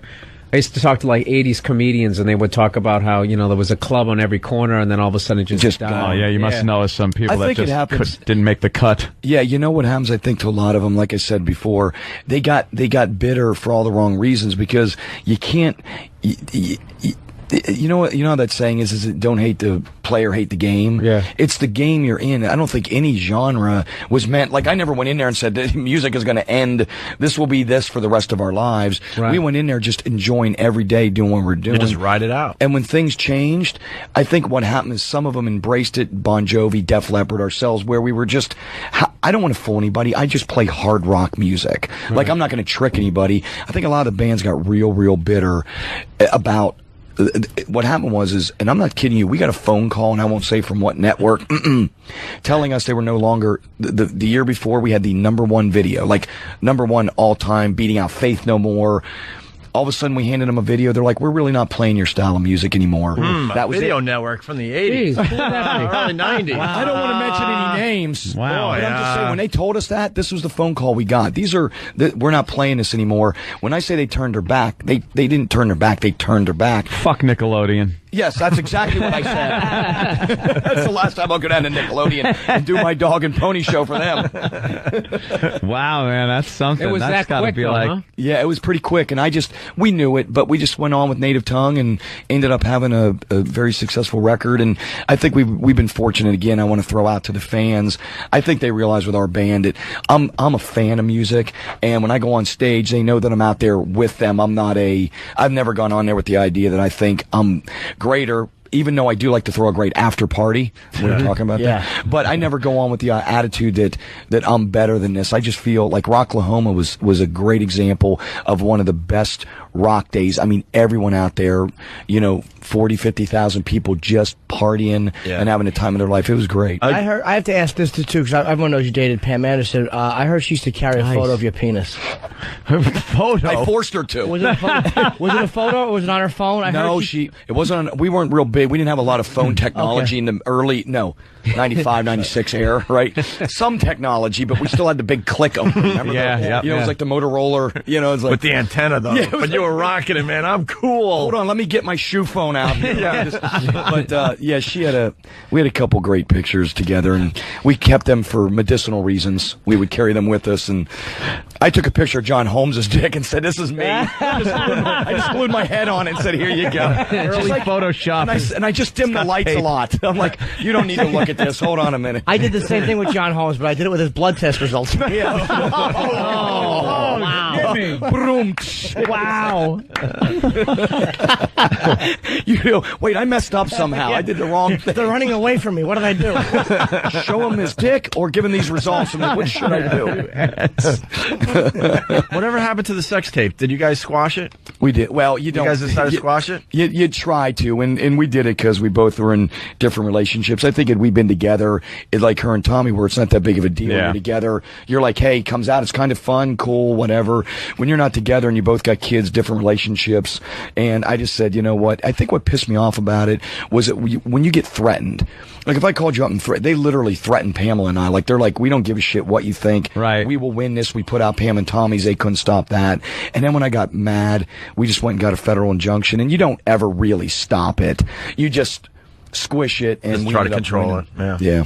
Try to keep it as controlled as you can. You know. It wasn't on Nickelodeon for some reason. I don't know why. You guys doing We're any not gigs playing your around type here? of video. We got, the gig. We played last night at Jones Beach at the amphitheater, and then tonight we're doing we do this every year. It's a fan jam, and we pick out a station in a city. This year's New York. We're gonna do the China Club tonight, where we just go old school. I call it CBGB, but I don't have a better term. But where it's just a couple amps, us plugged in, and do the set for a bunch of fans that they started announcing it the other day. Wow. Hey, that's pretty cool. And then we do, Taj Mahal at the arena, Trump Taj Mahal, and then Saturday we're at the PNC in New Jersey. All right. Cool, man. Hey, let's go to Texas. We're talking to Bret Michaels, of course, star of Rock of Love. Let's not forget about his great reality show on VH1. That's the reason he's bring here. him on here for anyway. That's the reason he really is here, but, so much to ask him. What's up, bro? Hey, man. You're talking to Bret Michaels. Yeah, man. I don't know your name, or I would have said it. So, what's your name? I'm sorry. My name is Bryce. I was just really big fan of Bret Michaels, and I know I'd like to get a rock scream. Oh, I was hoping we could get a rock scream out of the all right, band. let me explain something. See, That's a good idea. Let me explain. We found this on the internet. This is fantastic. Yeah, what's this guy? Just put your headphones. No, it's not you. It's not. No, but this. You'll be happy it's not. We play this as a goof, and then it just took on a life of its own. So listen to this first.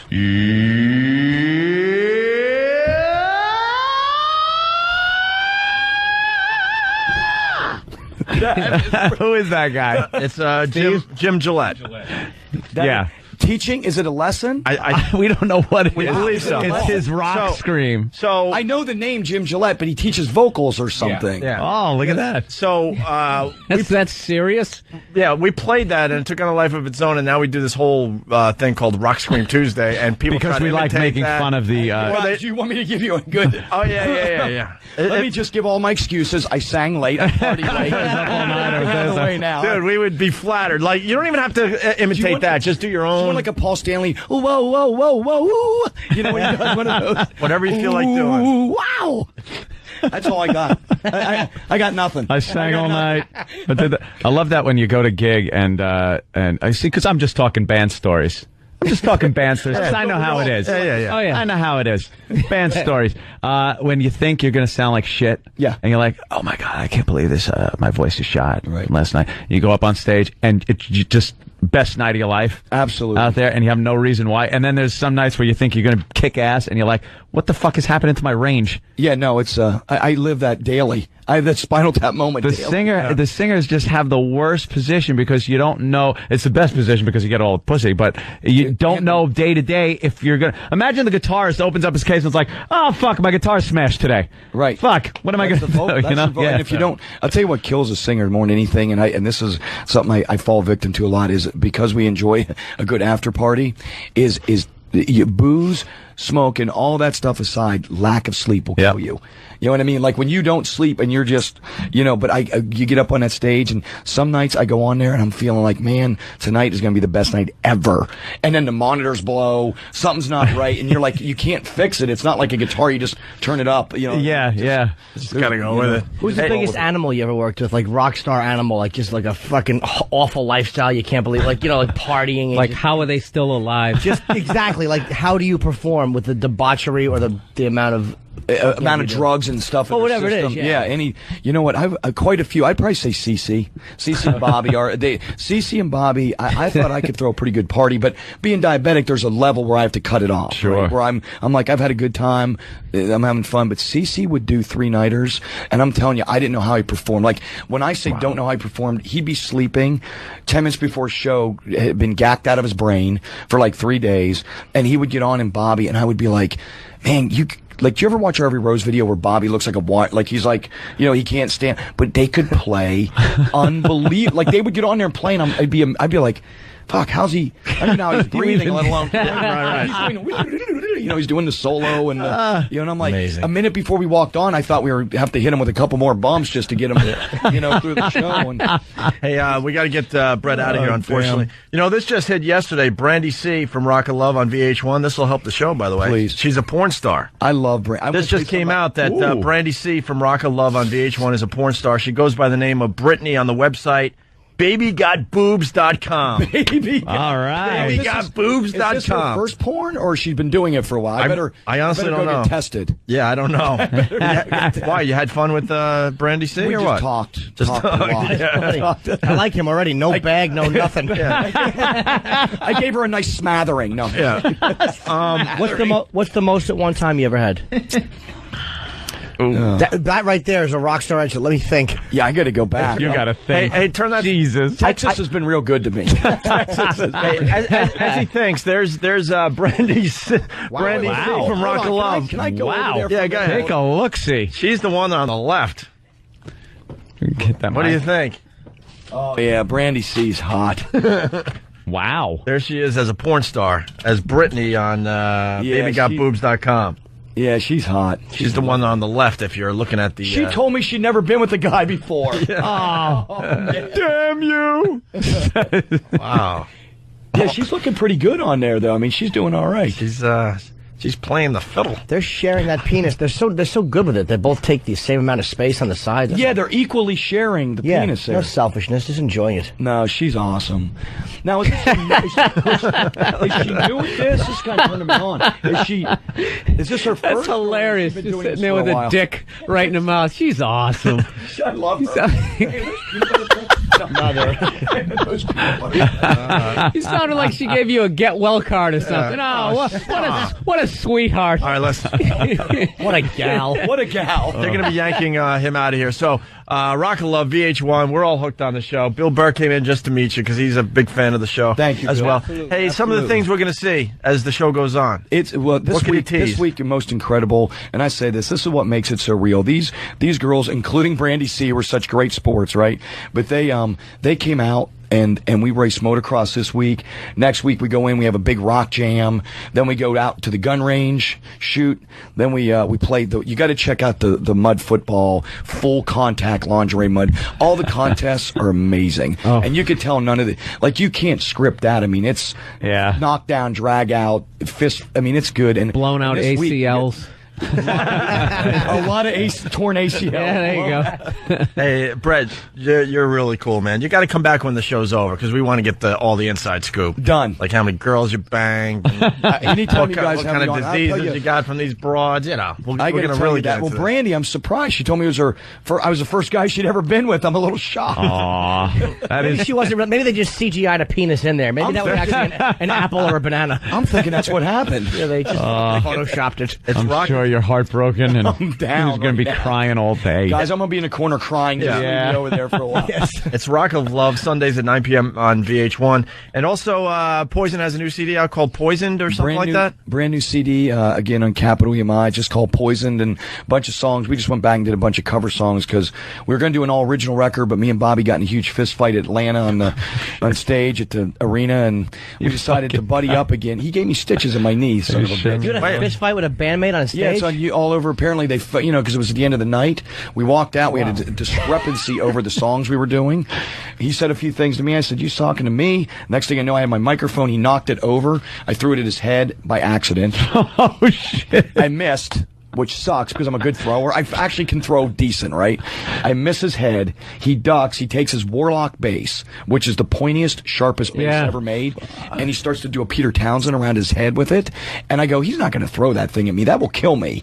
And he chucked it right at me, man. I went Kung Fu, Karate Kid. It bounced off the stage and got my knee about 8 stitches. And next day we were best friends laughing about it. And it's on YouTube? It's on YouTube somewhere. Oh, we'll check that. Wow. Yeah, there's something like it's awful. It's like, you could tell because it's like phone a bunch camera. of phones and what was the argument over the songs? we were deciding what songs to put in or not put in the set and what we wanted to end the night with, whether, Talk Dirty to Me, nothing but a good time. It doesn't have to be a real subject. They're rock guys. They'll argue over anything. That's what's fun about it, because I know if I ask that question, it'll be something so stupid. It'll be something ridiculous. I started this fight. It's the only way we know how to fight. It can't be something intelligent. Come on. They were arguing over whose penis that was in the video. That was mine. Damn her. She looks hot in that. She's lovely. She looks hot in that shot right there. All right, we're all right, I'm out. Thank you guys for having Bret me. Michaels, man. Come back, please. And he's a fan of the show. How cool is that? Rock of Love, Sundays at 9 p.m. on VH1. It's Bret Michaels, BretMichaels.com, everyone. That was great. Thanks, Bret. Pleasure. We'll go to break and continue. It's Opie and Anthony. Definitely want a picture. And absolutely. Opie and Anthony. You threw me off a little, Jimmy. Why, sweetie? I was trying to take care of you. I think I got a really good idea, and you were like, you're crazy. I want someone to bring us Ace Frehley. I'm back in the day, we used to tell our listeners to bring us something, and remember at the time we said bring us a 7-Eleven worker, a convenience store worker. We wanted a foreign 7-Eleven worker, and we got one, and we put out a prize, and the listener actually kidnapped a foreign 7-Eleven worker to win the prize. I think it was didn't know why she was down there. I think it was Grateful Dead tickets or something. Was it? But you said how much money? It's like, I don't know, because it's hard to bring Ace in. He's not like an object. That's why we have to get the listeners involved. They'll start knocking on his door. Like, could you help me win some money? Little Jimmy needs to meet you, and I get money out of it. He's the only guy in Kiss I haven't met. And then next thing you know, we're gonna get a phone call one day, and they're gonna say Ace Frehley is here for Jim Norton. You might be tied up and gagged, but you'll meet him finally. How many people in Sha-Na-Na do you need to meet? Bowser. I met the fat one that sang Earth Angel. Did you? I only want to meet You go over to Jimmy's apartment, he's got pictures of the guys in the gold suits with no shirts on. Jimmy just thrilled. I got everyone, dude. It's unbelievable. But Ace I don't have. And he fucking would sing, "Back in the New York Groove." And that's exactly how he sang it live. I'm back. I'm back in the New York groove. How do you not love Ace? Hey, can we get your version of that, please? Is E-Rock still working? I really do like the... Hey, can I... Jimmy's version of that is great. Forgot about that. Have you ever seen his... your old apartment. His collection of pictures is unbelievable. That was shitty, 25 little shots great. on the wall. Jimmy's got... it's like the Hard Rock. Hey, really? There. Memorabilia's on the wall. Before we move on, I want to help out the haters. I want to help out the haters, okay? How? Half a cunt face from Whackbag. Half a cunt face? We have been on to you for so long, I can't even tell you. So I'm going to do you a favor. You're a hater of this radio show. Oh. It's time to change your name, so then we'll take your instant feedback serious again. I'll help the haters out. Half a cunt face, we've been on to you for a long time. I never heard of that it. Doesn't like anything we do. Every day it's a negative comment about whatever we're doing at that time. And see, it works if you change your name. So you got to change your name to something new, and then maybe you'll get to us.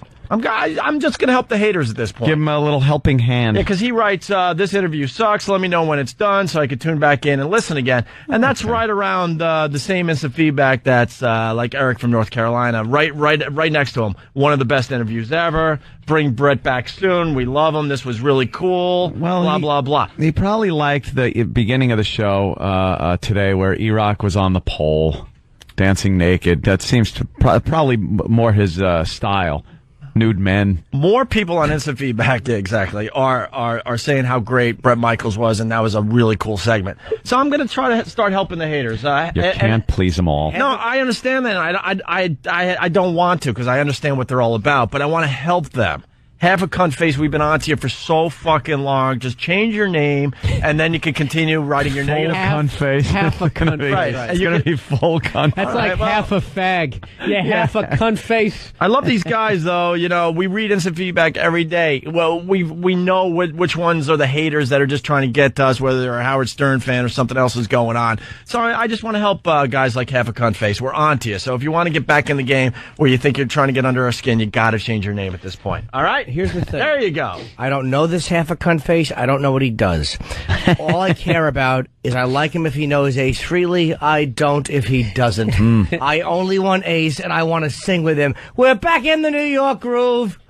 Oh, love that. Like that. Love Jimmy's version. By the way, want to help another hater out because he doesn't think we're on to him. Muffle Voice says, half a cunt face is right. It sucked, you ass kissers. Muffle Voice, we've been on to you for months as well. Not Muffle Voice. I don't know who these guys, I've never heard of them. You also have to change your screen name if you want to start getting back into trying to get under our skin. Muffle Voice. I love these Is he guys. from the Pittsburgh Muffle Voices?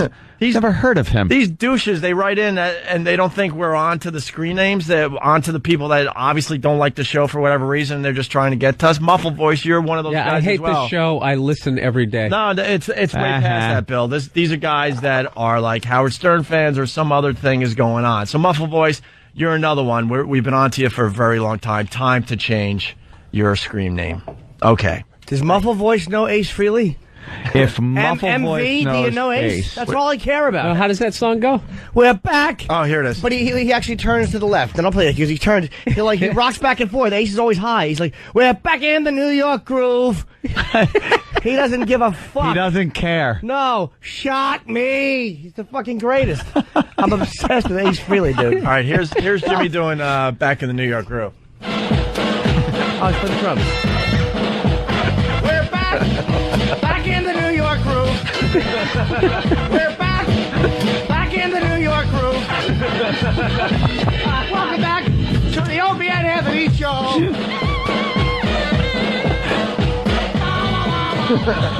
My favorite.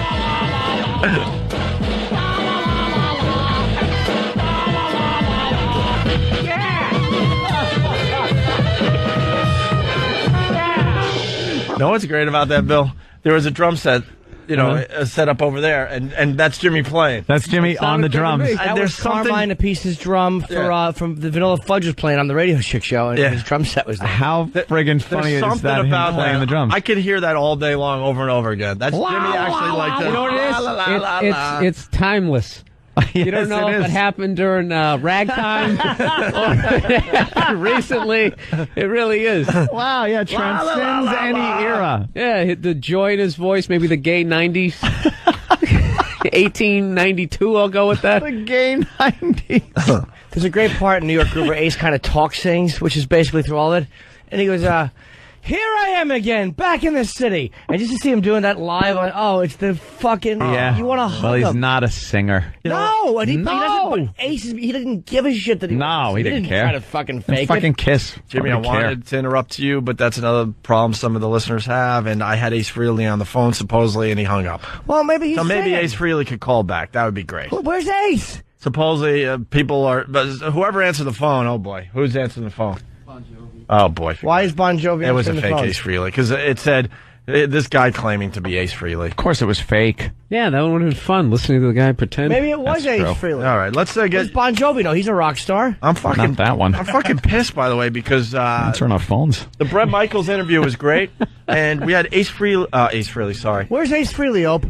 Is he in the dressing room? Is this part of my birthday surprise? Oh, Come on, you little that bastard. shit. Bring me Ace. I'm pissed because we had Chris Hansen on hold. Where is he? And he was ready to go, and our interview with Bret Michaels went long because we wanted to go long, and now Chris Hansen's got to reschedule. Oh. Did he catch Ace Frehley coming in the door? You hear what happened with Chris Hansen? No. Oh, can you get Did that somebody clip? finally attack him? No. No, don't even tell Bill. He was doing the thing, and a guy walked in thinking it was a young girl. It was Chris Hansen, and he goes, were you here for sex? And the guy's like, no. And he goes, well, all right. But the weird part of this interview was Chris Hansen actually had a kid there, and the guy fucked the kid, and Chris went, good job. and he left. It was really weird. What episode was that one? The lost episode. It's on the DVD under extras. He just keeps going. I don't He stop. didn't stop. You think I don't know that was spiraling into just dullery and nothingness? I didn't care. Why? Because someone was looking for something. I didn't care. I didn't care. There's a lot of rumors around that were suggesting that What are you doing here? That you kidnap Ace Frehley. I don't kidnap Ace Frehley. I don't Why don't want you to take a kidnap him. seat? I want Ace to come in and talk to me. Hey, Jim. Well, it says here you wanted to fuck her in the ass. Enjoying the lemonade? Why don't you take a seat over there? No, take a seat right over there. Over there. What are you doing here? I thought the house was for sale. You thought the house was for sale? He's got to repeat it. Oh, Thought the house was for sale. Like everything he says is stupid. So it's like he walks in and he goes, "What are you doing here?" I was hot. I took my clothes off. You were hot and took your clothes off. Then, yes. So why don't you have some lemonade? Now, are you here to have sex? No. I thought. No. Yeah. Yeah. I saw the garage door was open, and I was just concerned that someone was going to steal a weed whacker. So you saw the garage door open and were concerned that somebody was going to steal a weed whacker. Yeah. Am I in some sort of trouble here? Are you in some sort of trouble? Yeah, I guess I am, aren't I? I love that. He does. He repeats what they say. I love. You know what I love? What the fuck is this guy doing? I like how the white collar pedophiles know enough to immediately shut the fuck up, leave, and ask for a lawyer. Lawyer up. But the dirtbag, fucking, the average blue collar or fucking guy off the street who has a laptop somehow. He don't know. Yeah, he's just like. Why don't you tell me what you're doing here? Why did you come here? I was gonna try to fuck a 2-year-old and her 5-year-old brother. I guess I'm in trouble, aren't I? How great would it be if the cameraman, cameraman's doing the gig, so he knows where the house is, and he has a guy he doesn't like, and he goes, fucking, like, he emails a guy, and he goes, meet this hot chick here. So the guy shows up at the house all fucking ready. He walks in thinking there's an adult. Oh, that would be brutal. Wouldn't that be fun? Good way to play a trick on a friend in the neighborhood. Dude, I don't know if you noticed, that is the next hack topic to have as a comedian. But I was just joking. No. I was only joking. I mean, that topic of To Catch a Predator. I went down the cellar and I had 4 or 5 other comics just go dude, I basically have that exact bit. Had ended up dropping the thing. It was so much fun to do. Yeah, I know. Hey. So many people, though. It's popular culture.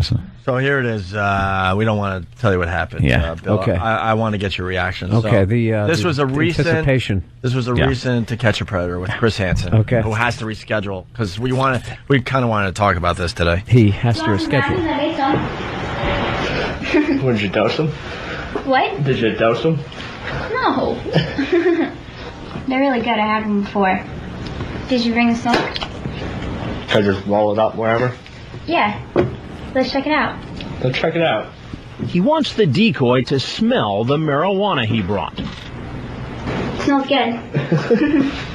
Alright, I'm just gonna go get something to drink while you finish that up, okay? You want something? It seems something about that line gets this man thinking. Perhaps he's heard it before. That's key. Perhaps he's heard it before. All right, that's key. And perhaps he's heard it before. That's the setup. You ready? Love him. Are you ready, Bill? Okay. I want you to just keep your hands right where I can see them, okay? And I want you to sit right down there. No, keep your hands right where I can see them. All right. What is this right here? Some pot. Some pot. And what was your plan tonight? Come down, talk to her. Talk to her. Come down. You're Chris Hansen? I am.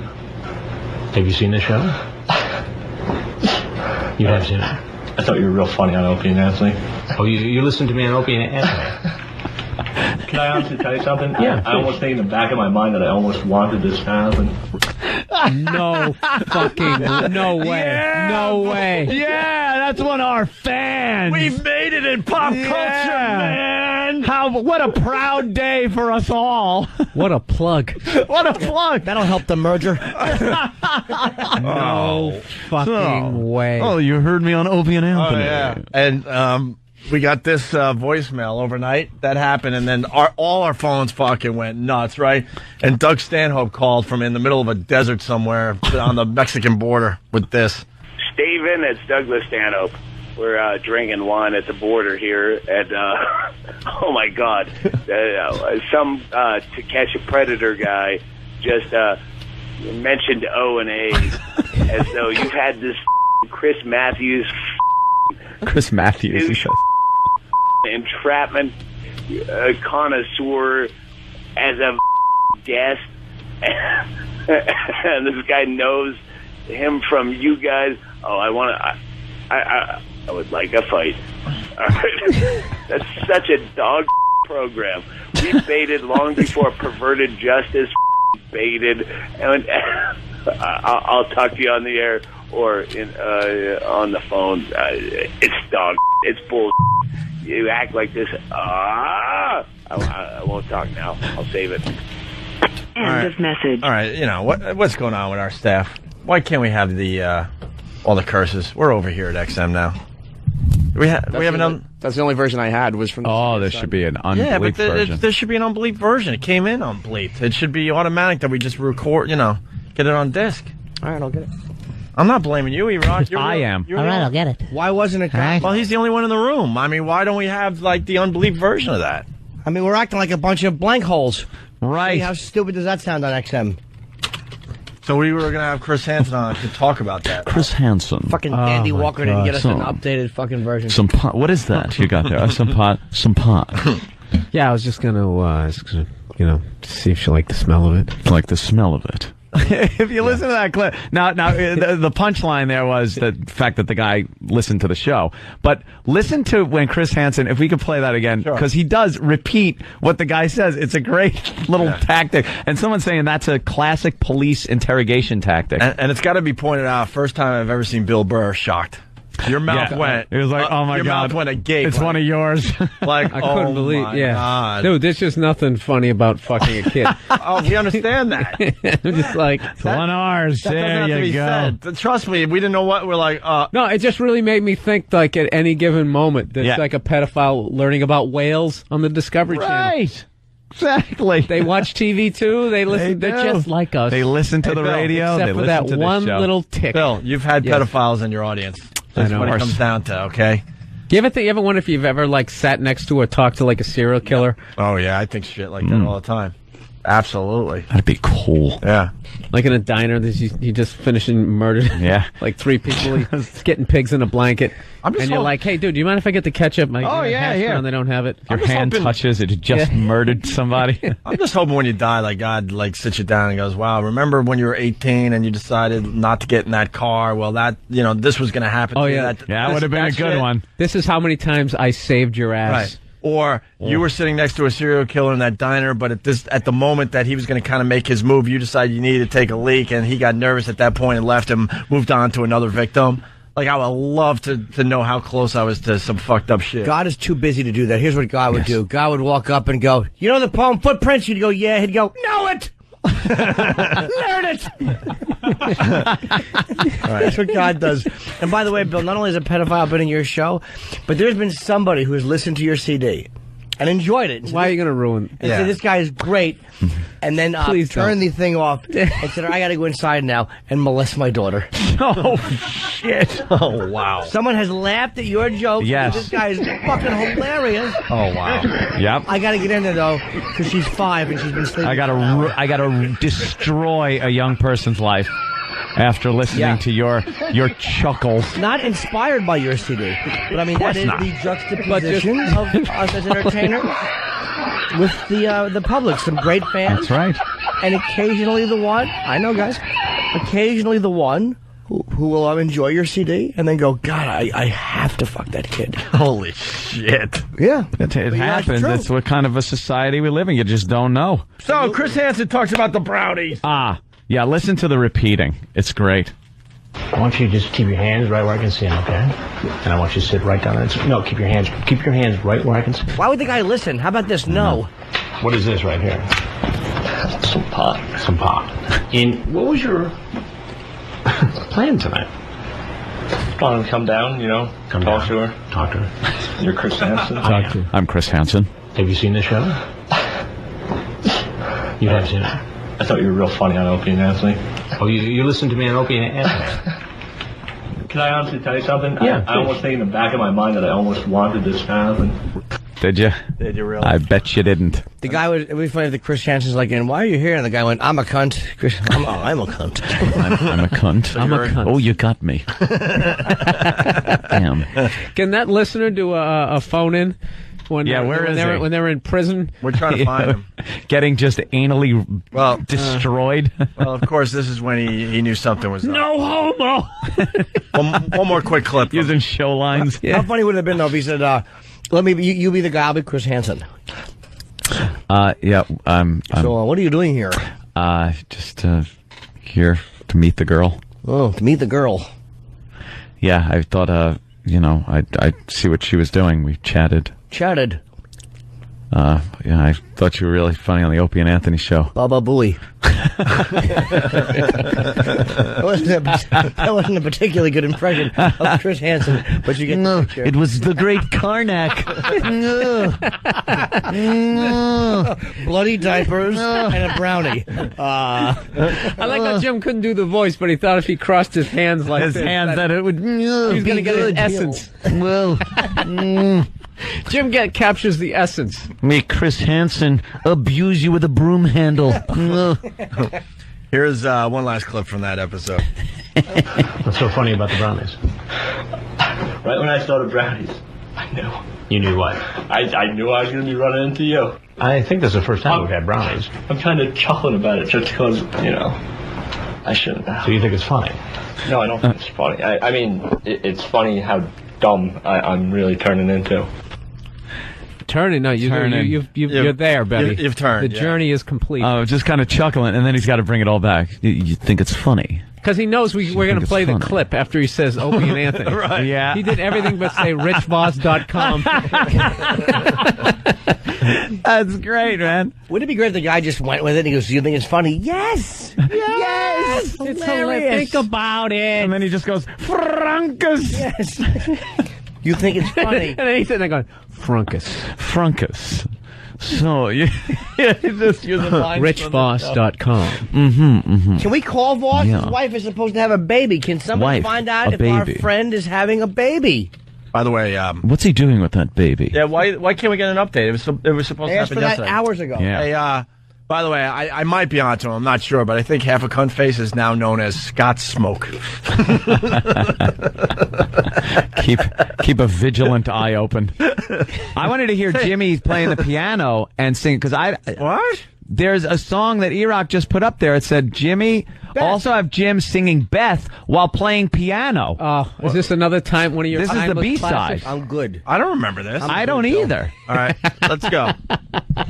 Beth, I hear you calling. Oh, yeah. But I can't come home right now. 'Cause me and the boys are doing some radio, and I can't find the sound. And then he goes, thank you. Like I said, you're was great. that in the 1920s? Again, yeah. Was it last week? Dude, that could have come right after some, some ragtime. Dude, sang that Sessions presents Timeless Classics by Little Jimmy Norton. I sang that in a speakeasy. Jimmy rules. That could be a YouTube sensation right there. Yeah, make it just slightly longer. I mean, come on. Timeless Classics. Yeah. And he's like All right. Stevie Wonder. He can play all instruments. That's right. Somebody give me a flute. I'm going to start fluting. Zip. Little skin flute. Listen, let me set up a bag of tug. Let me set up the last 15 minutes of the show. Ooh. Because we're going to take a break. We got to find out what this is. Oh, I forgot. Mystery sound.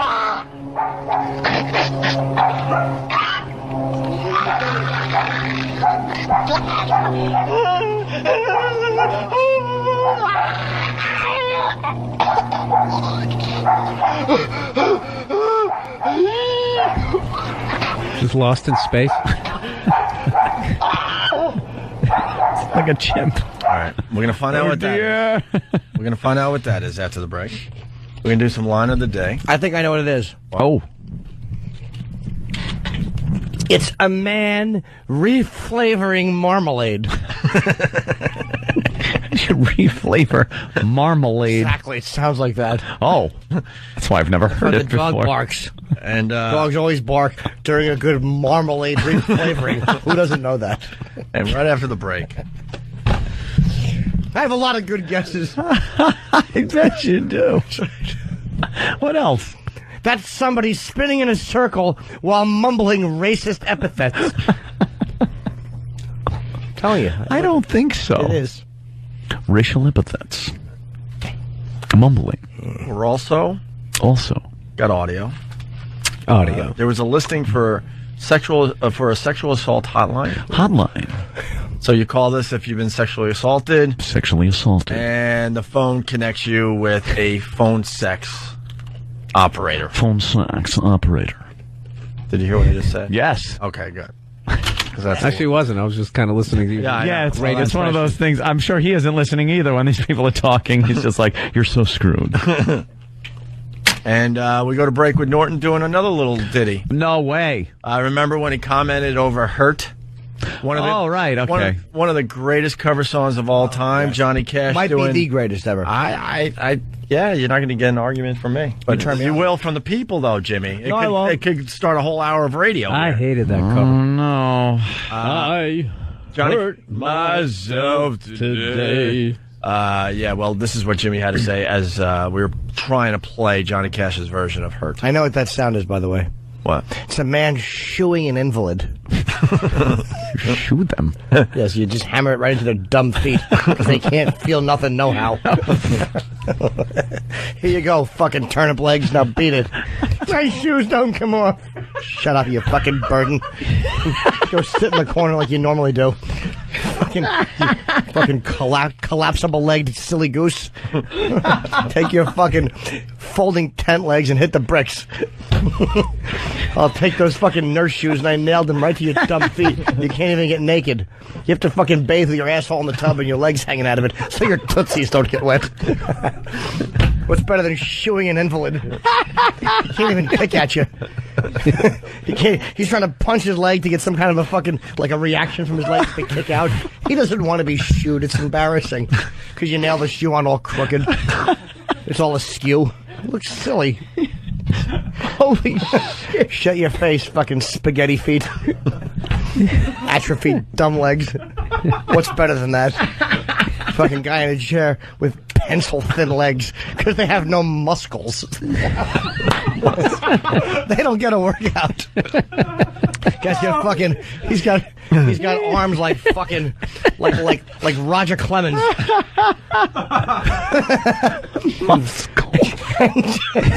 Fucking, hey, asparagus legs, I need to talk to you. All right, let me wheel over with my extra strong and dirty hands. Because I'm always wheeling after I just rolled through shit, and then I put my hand in it and I go, varoom, varoom. Hey, phone cord legs, you got a second? Hey, doll feet, get over here. I do have doll feet. You shooed me. To shoe an invalid. Holy shit. Oh, my fucking size hurts. What's better than that? Then you twist his foot really hard and he has to just look at it and know that it should hurt. How come I'm not reacting? I don't know. How does it feel? Half a person? How does that feel? Fucking... Oh my god! Fucking. I didn't know he was a slam poet. Hey, Eggs Benedict knees. I want to talk to you for a second. Those dumb dangling feet. I initially thought you meant shoo them away. No, you shoo them where you were literally like you would a horse. No, you grab their leg, you wrap your whole hand around their fucking thigh. Your fingers touch when you wrap it around their wafer-thin thighs. Big, gigantic upper fucking body, and just below, they just taper like they're being sucked into a black hole. And you give them a good shooing, whether they like it or not. Just a couple of dangling Twizzlers. They just look like, what do they look like? Just two pieces of spaghetti with a lima bean on them. That would be the feet. Just swing them back and forth and watch how they don't stop swinging until the wind says it's time to. Oh my god. We cancel line of the day today. Oh god. Just cancel it. Oh, it's over, Johnny. Rant of the day. Yeah. Evil man, I love him. It won't do line of the day justice. You just heard it. Somewhere in there. Just keep it like that. Spoke to Voss, nothing to report. Bonnie goes back into the hospital on Monday. No baby yet. Monday. For the Vosses. It was supposed to happen this past Monday. It's a week late. A couple days ago, yeah. It's our 11th month. All right, we're not really going to take a break. We're just going to re-listen to Norton commenting during Hurt, and then we'll do something, and then we'll get out of here. How's that sound? Goody good. We get a taste of Johnny Cash doing Hurt. This song is deeply depressing. I hurt myself. Here he goes. hit it. Yeah, could I?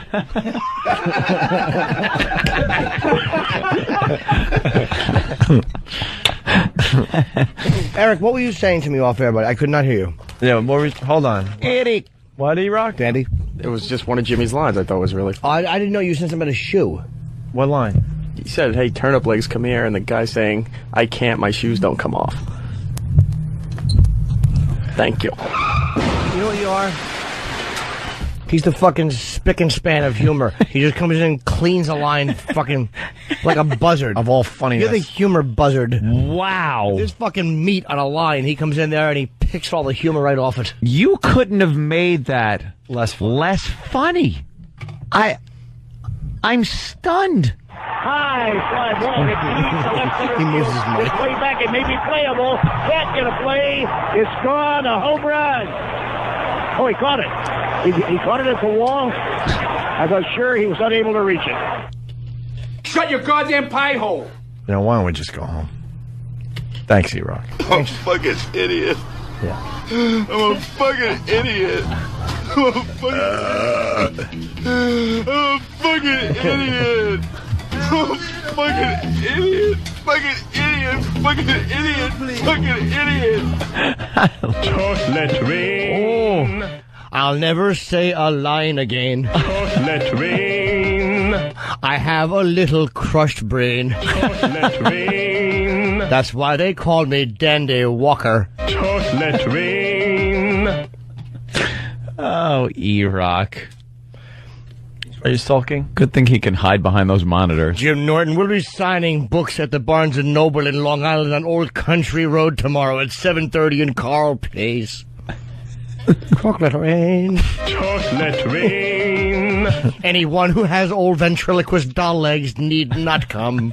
Just let rain. Fucking just twist those feet around 6 or 7 times. And you know what you do? You watch them just like unwrap themselves. And the one shoe comes normal and the other one just is still pointing backwards as his leg still has a half a twist in it. That's right. Reach down and do it with your hand. Fucking, you no baton passing bag of shit. You fucking one pair of sneakers all through high school, motherfucker. Wow. Oh, that's just pure evil. It's pure evil. Hey, perfect treads. I'm talking to you. Brand new souls. Brand new souls. Hey, never stepped in shit. Get over here for a second. Hey, eat off your shoes. That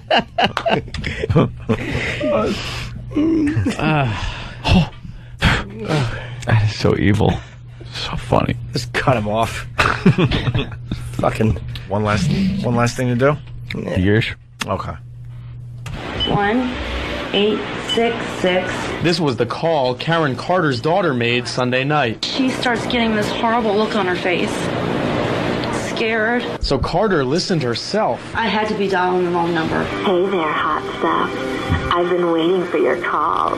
Somehow, the phone book and the Attorney General's website had a phone number for a sex hotline. North Central Florida Sexual Assault Center. But the listing said it was for the North Central Florida Sexual Assault Center. A mistake would have been how to repair your car or something. I mean, this was a number that was, you know, specifically for pornographic purposes. I mean, it was the opposite of what you were calling about. Wow. Imagine? Somebody thought it would be a funny joke. Yeah. And apparently, it wasn't. From my understanding, that operation has been shut down for about 4 to 5 months now. Again, it's been very unfortunate that they were the type of business to purchase that number. So how does it take so long to realize the mistake? That's something we're looking into to find out what the delay was. Again, you know, it's a new administration, so we've been methodically going through our website. The number was taken off the website after WCJB contacted the Attorney General's office. And I'm getting the sex. But dialing still leads girls like Karen Carter's daughter to a sex hotline. And I convinced my daughter that this phone call was going to help her. And it just made things immensely worse.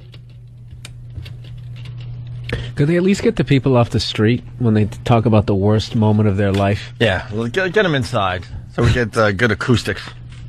By the way, Tom in Philly writes, maybe not much there, but Tom in Philly writes there, he did it. Bill always says how he leaves feeling dirty walking the streets. Today he was clean until the perfect treads line. Enjoy your insomnia, William. You had to chime in. Yeah, I chime in. Now you're gonna see that fine sun. You get caught up. Your face on the you get sidewalk. caught up in the moment because it's so much fun to listen to. Brilliant rant. Yes, Had to jump into. It's very funny, and you get caught up. You want to be part of it. You know what you want to do? I have a need to be liked. I don't know. I just want to be accepted by the group. Yeah. You know what you do to an invalid like that? You fucking walk over and hey, I'm talking to you, and you punch him really hard in the thigh, and you watch him get angry because he saw you do it. But if he was sleeping, he never would have known. Well, you fucking take his shoes off. Like, you ever see Scared Straight? How they take the guy's shoes off and you throw him, like, between, like, you reach into the chair, you take his shoe off, and you throw it back between, and you start bending his foot back and forth, the way you would a plastic spoon, and you fucking lecture him. I used to talk to my girlfriend years ago about pain that. in his face. Oh my God! Many years ago, the girl I dated, she had a fucking one of those. Where I got turnip legs from, because she had a guy in her fucking family that was just had these awful atrophied fucking stems. And I used to always talk to my girlfriend. I said, I think it might have been a woman, actually. I said, I want to fucking straighten her feet out on the chair. But I would wheel her over, and when company was coming over, I'd take her feet and then jam them onto the footstool and make them straight and then scold her, because they would keep, like, just folding back in and pointing at each other. And as if to say, can you feel anything? Because I can't. Yeah, you can hear the two big toes going, psst. Are you as useless as I am? Old wicked witch under the house feet. Curl up. Oh, I forgot about that. They curled up under the house. The anger at not being able to make the feet straight because company was coming over. That's why they make them wear blankets over their legs. It's embarrassing to the family. Down power line legs. Just flopping around, no good to no one.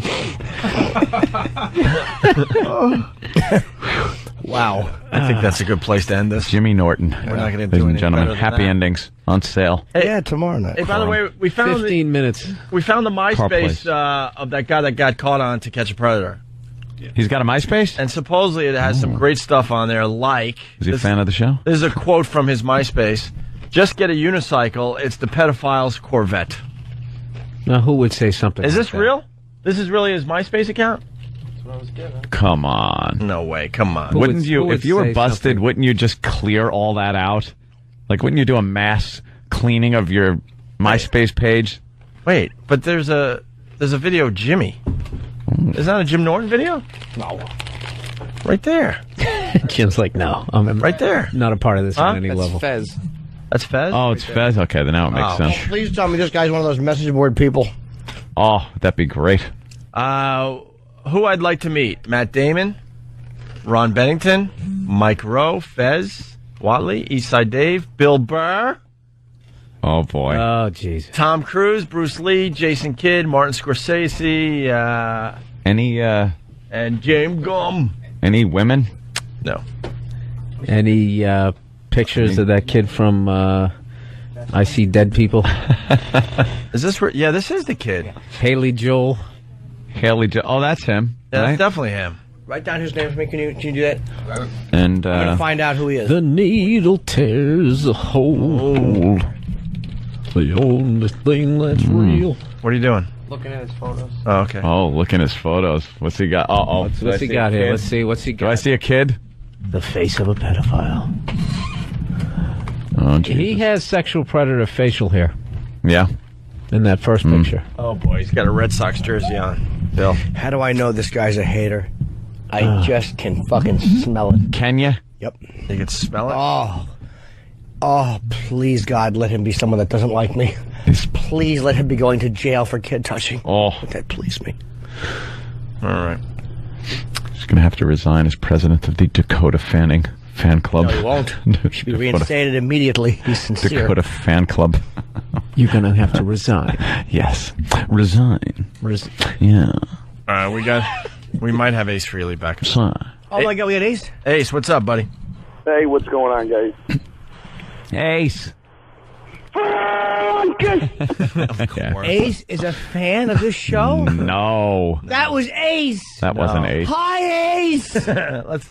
We're going home. Ace, hi. What the hell is that? What is this guy, a lunatic? What was this? Got a clip of like... Oh, I'm in his top 8. All right, you made his top 8. So Bob Kelly. Bob Kelly's there, yeah. Dave Attell.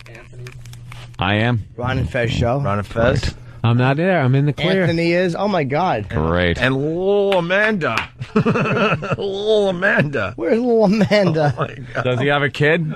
Well. And I can't read that one. Amber Albert. No? Sorry. Okay. Yeah. Not that up to date on All right. that. Bill, you're going to be in Pittsburgh. Yes, I am. Great job today, by the way, buddy. August 12th. Thank you.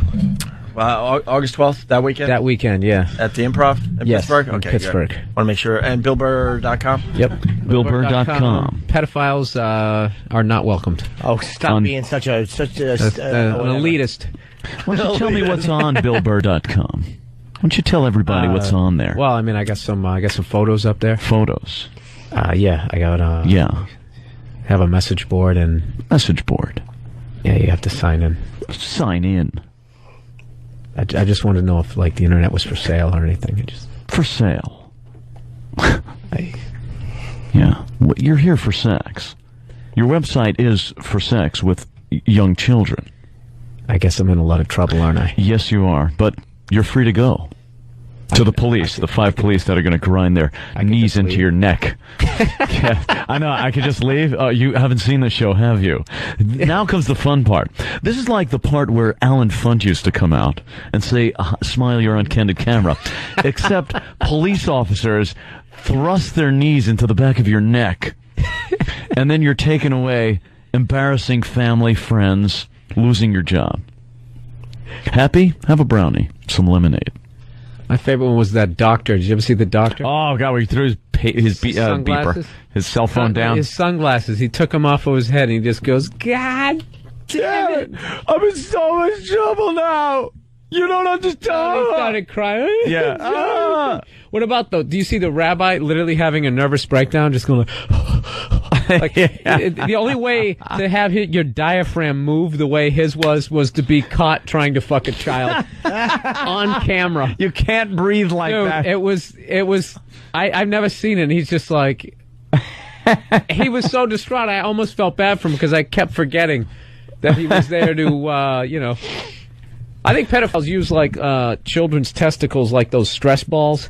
Oh, just sort of hold them. Just kind of hold them. Yeah, that's all they're doing. Yeah, I have stress. So you're here to relieve stress. Yeah, I have Captain Quick Strawberry. I just have a lot of stress, and I was just trying to relieve it. Relieve stress. Yeah, but that's it. I mean, I just want to make sure the person was okay. With young person's private areas. Yeah. Yeah. Okay. I guess I'm a bit. Have some lemonade and step outside. Or SWAT team will come down on your head like you just robbed a bank. Oh, pedophiles! All right. Let's wrap up. We got a movie to go to. You going, Jimmy? No, I'm going to go to therapy. All right. Therapy. I can't be missing therapy. A bunch of us are going to go see the Simpsons movie. I got to go to therapy. Is that one of those cartoons? A little cartoon action. A cartoon. About OJ and Nicole. Oh, wow. Oh, those wacky Simpsons. White bitch. Let's go. All right. Later. Hey, this is Bret Michaels of Poison, and you are listening to the one, the only magnificent, my pal, Little Jimmy Norton.